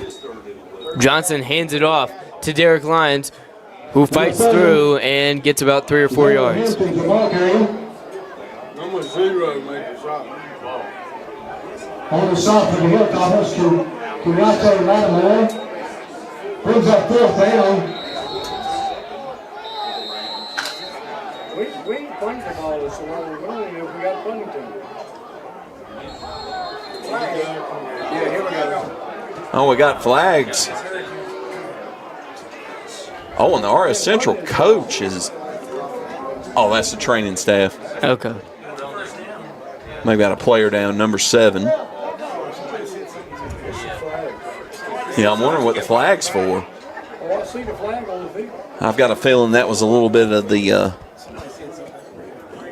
mouth muscles working out there. There's a flag laying at the 32-yard line. We'll see what that is shortly. Yeah, they're writing down. That's going to be the line. They're writing that number down. Unfortunately, conduct against the Hilltoppers. That'd be a first down. Are you sure?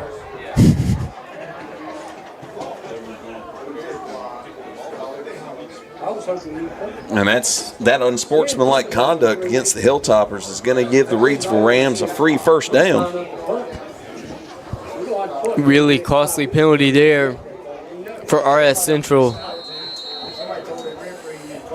I'm sure. He said something ref didn't like. Who's the running back? 7 1/4 of a minute to go. The handoff going straight up the gut into the A gap, and he's brought down after a gain of about 3 or 4. Jeremiah Cobb is the ball carrier. Picks up about 4 yards. Got to come out of the game, lost his helmet. Who's going in? 4 and 4 is here. Yeah, and Jeremiah Cobb gets the carry 4 yards, but he lost his helmet, so he'll be replaced by Devontae Campbell, number 44 in the backfield. 3 receiver set. Fakes, Johnson with hands the it throw. off, and here's the throw, and fighting for it, cuts in and out of traffic, breaks around his back, and he's going across the field on the other side. Moving east to west, tries to break through, and he's still going. Flag comes out. Pennrose Carwash Kooler Ice scored tentatively. And that was Demarion Whitted on the catch from Braxton Flag Johnson. came out. I got a feeling this one's going to come back. Yeah, that is. The only good thing about it, there's a possibility of 5 flags. There was only 2 throws.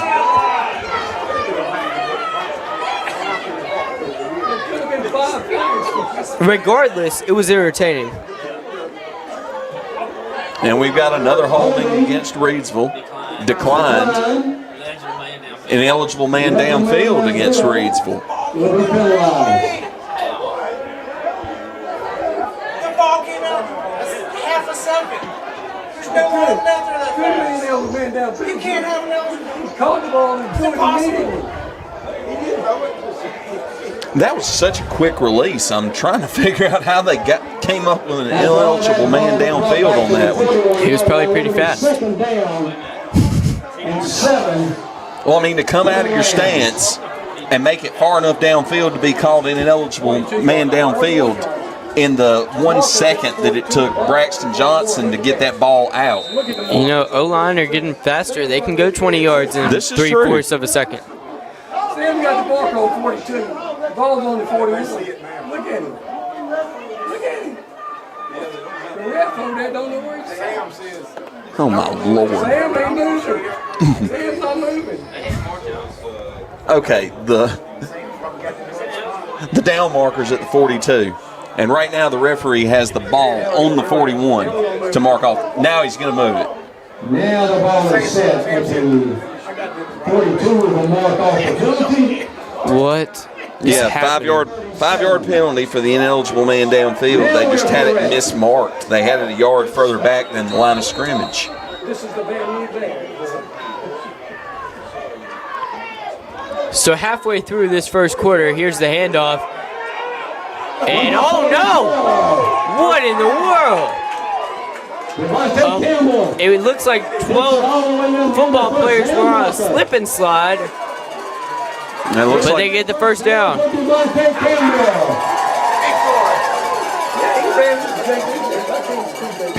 And they said that was Devontae Campbell on the carry. Good for a gain of about 15. Incredible.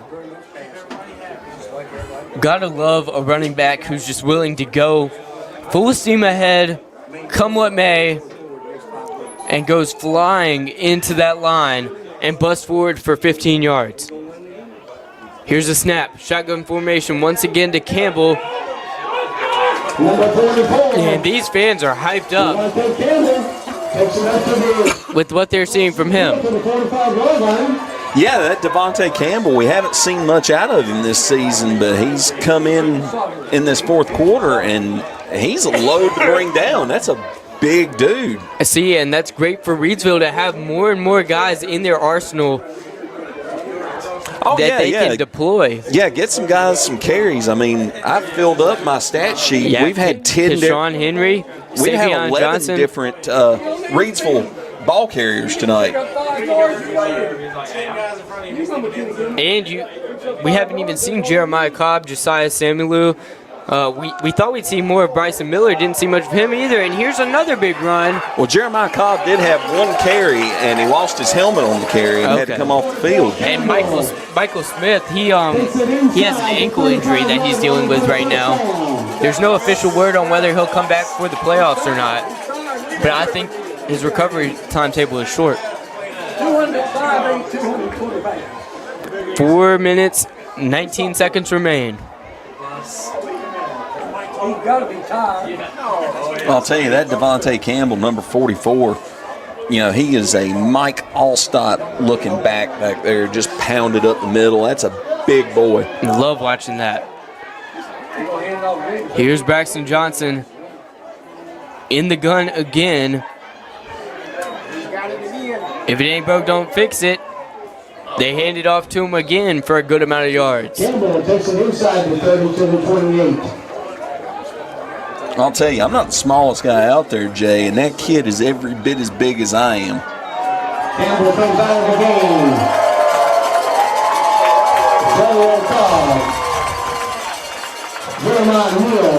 Jeremiah Cobb in the game.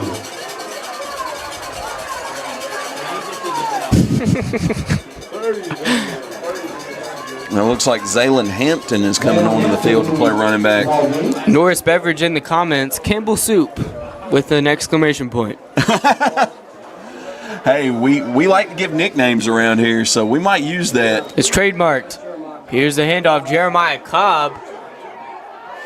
Gets the first down, and oh my goodness! It's kind of like that old big boy What from in the Southwest world? Randolph. They kept on calling tater time. Did you see that? Yeah. The RS Central What if defender RS jumps Central's- 8 feet up in the air just to jump on the pile.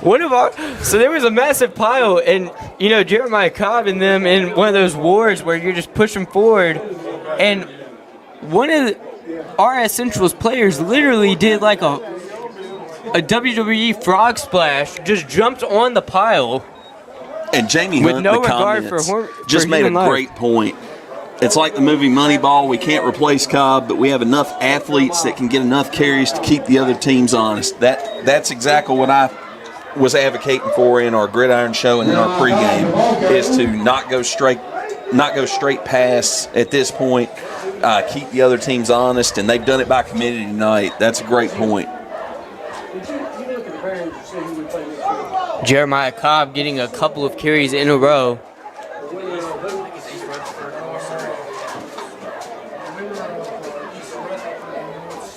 Time continuing to wind down. About 2 minutes left to go in the game. They break the huddle. They're now in the red zone, second down and long.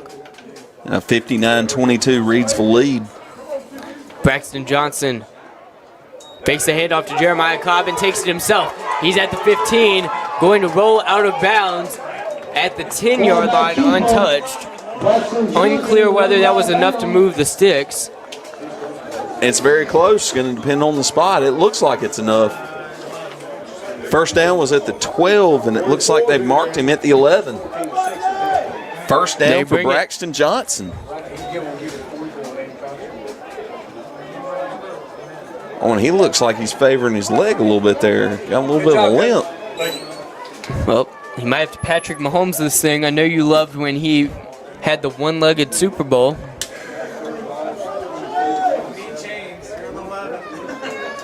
Here's Johnson, the handoff to Campbell. Campbell's Soup is brought down. Shelby is up 49-0, according to Melita Hatley in the comments. Minute 30 to go. And Reidsville's just methodically taking their time. But right now the officials have stopped the clock. We'd like to thank our sponsors, Ancora Compassionate Care, Pennrose Carwash, Kooler Ice, Reidsville Chamber of Commerce, and Rockingham Update. As we take you on this playoff journey, hopefully we'll be covering the Reidsville Rams for at least 5 more weeks after this. And they're the ones who allow us to do it.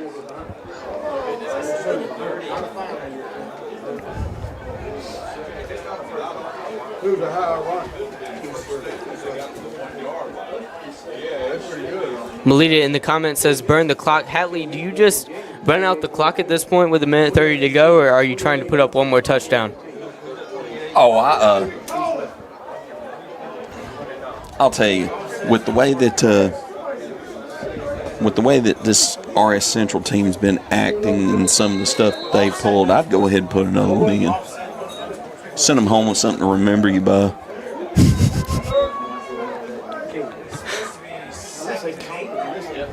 90 seconds to go. Norris, I think you got it right, bud. We're going to take a knee right here. We'll take it well. And victory and Johnson formation takes now. a knee. Ladies and gentlemen, let me remind you that no Minute 24 to go, and the clock is rolling.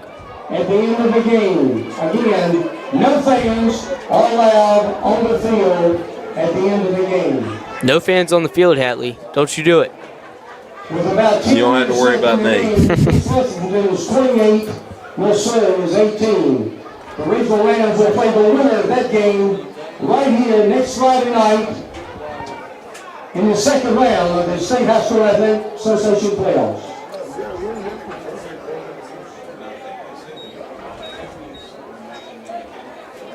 Looks like they'll kneel it out again. 45 seconds to go. Braxton Johnson puts a knee down.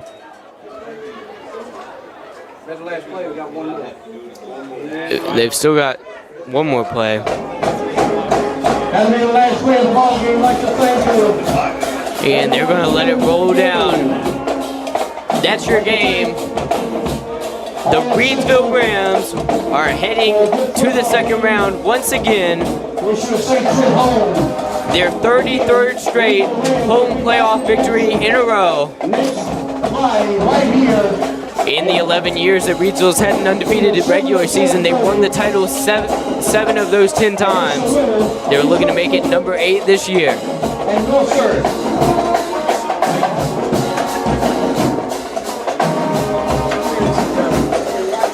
Thank you guys so much for joining us. Post-game show coming up. Zeros on the clock. Reidsville takes down the RS Central Hilltoppers at home 59-22.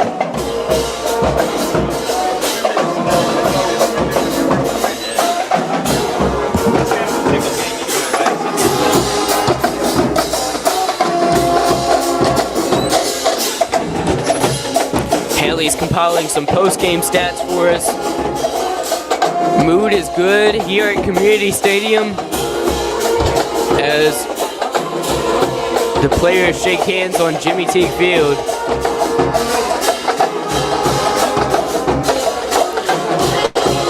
Keep joining us along this playoff ride with the Reidsville Rams.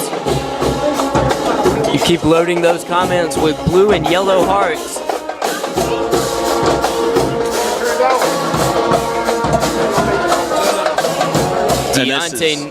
This is exactly how Reidsville wanted to start off. It might not have been the way they wanted to get there. It was a little bit sloppy tonight, to be honest. But you want to start off with the first round of the playoffs with a win, and they've done that tonight.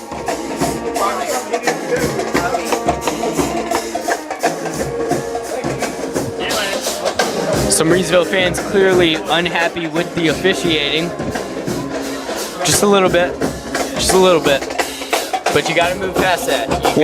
You gotta stop with the flags, okay? You know, when you've been penalized 15 times for 150 yards in one game, that's See, but every Reidsville game we've called, it's been like that. Yeah. So I don't think it's an officiating thing. I know I'm in the minority over here. Well, some of the stuff, it was kind of hard to see. Especially that ineligible man downfield call, that was questionable at best. But some stats for you guys. Let's see. Kayshawn Henry tonight, 10 carries, 94 yards, a couple of touchdowns. Deontay Neal had 2 carries for 11 yards and 1 rushing touchdown. Receiving stats, Kendra Harrison had 7 catches for 128 yards and 1 touchdown. Jakari Penix, 1 catch for 58 yards and a touchdown. Cameron Jones, 7 catches for 132 yards. Didn't get it in the end zone, but a big contribution out of him, leading receiver. And Janiah Sharp, 3 catches for 51 yards and a touchdown. And it was the Deontay Neal show in the air. 18 of 23 passing, 369 yards. Wow. 3 touchdowns, 1 interception. Added on a rushing touchdown and a kick return touchdown. That's college football numbers. Yeah, Insane. player of the game without a doubt tonight. Deontay Neal, number 1. And he could have broken the record for interceptions, but had a couple of chances at it, and they just went in and out of his hands. He could have easily had 2 interceptions tonight and would have had that record well secured, and just couldn't come down with them. But a phenomenal game out of Deontay Neal tonight. Just a great job all around. A little bit of questions on the run defense, a little bit of questions when it comes to the penalties, the flags on the field. But overall, a win is a win is a win is a win, especially in the playoffs. Reidsville continues their dominant home playoff streak with their 33rd home playoff win in a row. And they'll be playing most of these playoff games at home until they head to UNC if things go according to plan.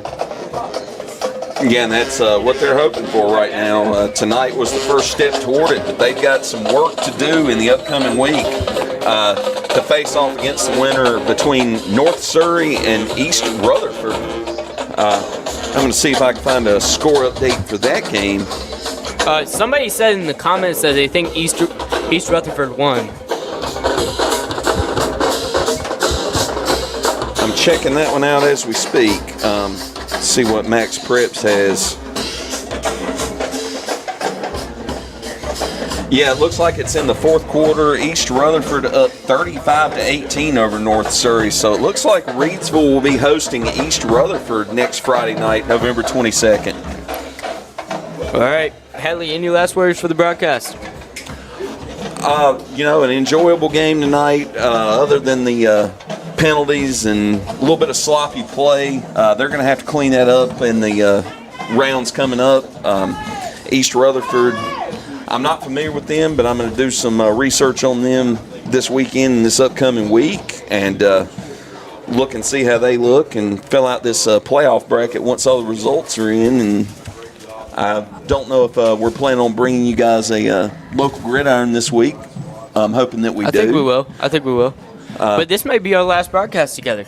It could be. I mean, this year. It could be. I'll be looking forward to broadcasting with you again if we happen to get to do basketball or if we get to do baseball. It'd be great. And football next year, we'll be doing football next year. I'll absolutely. We had a great time this year covering all these teams. All right, well, that will do it for us. Reidsville Rams with a big win over RS Central. 59-22 is the final score. Reidsville does what Reidsville does best, and that is win. Thank you guys so much for listening in. Thanks for listening to RoCo Radio's coverage of the first round of the NCHSAA 2A West playoffs in Reidsville, North Carolina, the football capital of NC. Postseason coverage on RoCo Radio is made possible thanks to our wonderful sponsors who have dedicated support in bringing you our broadcast throughout the remainder of the postseason. Tonight's broadcast is brought to you by Pennrose Carwash, voted #1 car wash in Rockingham County. Pennrose Carwash at 1509 South Scales in Reidsville has been serving the Reidsville and surrounding area for over 50 years. Established in 1970 by well-known entrepreneur Leo Rentz, this popular venue welcomes everyone. Pennrose Carwash, open 24/7, and find us on Facebook. Pennrose Carwash voted #1 Rockingham County Car Wash 3 years in a row. Tonight's game is brought to you by our friends at Kooler Ice. Looking for a fresh ice and water option that's always ready when you are? Kooler Ice is countywide. You can find fresh ice and water at Little Caesars Pizza in Mayodan at 6734 NC 135 across from Walmart, or visit our Kooler Ice dispenser at Schul's Home right here in Reidsville at 1635 Freeway Drive. And for all your ice and water needs, you can also find us at Pennrose Carwash in Reidsville at 1509 South Scales Street, or Two Rivers Plaza in Eden at 307 West Meadow Road. Get Kooler Ice, great tasting, fresh ice, available 24/7 at all 4 locations. 16 pounds or 32 pounds, plus premium water by the gallon or 5 gallons. At Kooler Ice, fresh and ready when you are. Tonight's game is brought to you by Ancora Compassionate Care, formerly known as Hospice of Rockingham County. Their name changed late last November, but they're the same community-based, mission-focused hospice and palliative care provider the community has known since 1987, providing specialized care for those coping with serious illness. Ancora's mission is to be a supportive presence for life's journey. When greater comfort and rapid response matter most, make sure it's Ancora Compassionate Care. They'll always be there because they've always been here. To learn more about how Ancora can support you, visit AncoraCC.org, just as they are a supportive presence for life's journey. Ancora Compassionate Care is proud to support our local football teams in their playoff journeys. Tonight's game is brought to you by Rockingham Update. the community source for local programming, government meeting coverage, community events, promotion, and broadcasts, sports, local nonprofit news, and so much more. Providing digital community news on all platforms since 2007, Rockingham Update aims to serve Rockingham County with the dependable information and coverage it deserves. For local programming, visit rockinghamupdate.tv, your #1 IPTV station in Rockingham County. For a full list of programming and to watch live, visit rockinghamupdate.tv. Thanks for listening to tonight's coverage of the Reidsville Rams and Round 1 of the NCHSAA 2A West Playoffs. If you'd like to support our playoff coverage, you can do so by emailing us, radiorockingham@gmail.com, or reaching out on Facebook, facebook.com/Radio Rockingham. RoCo Radio is your home for Rockingham County sports coverage. Have a great weekend, everybody. We'll see you on the gridiron next Friday.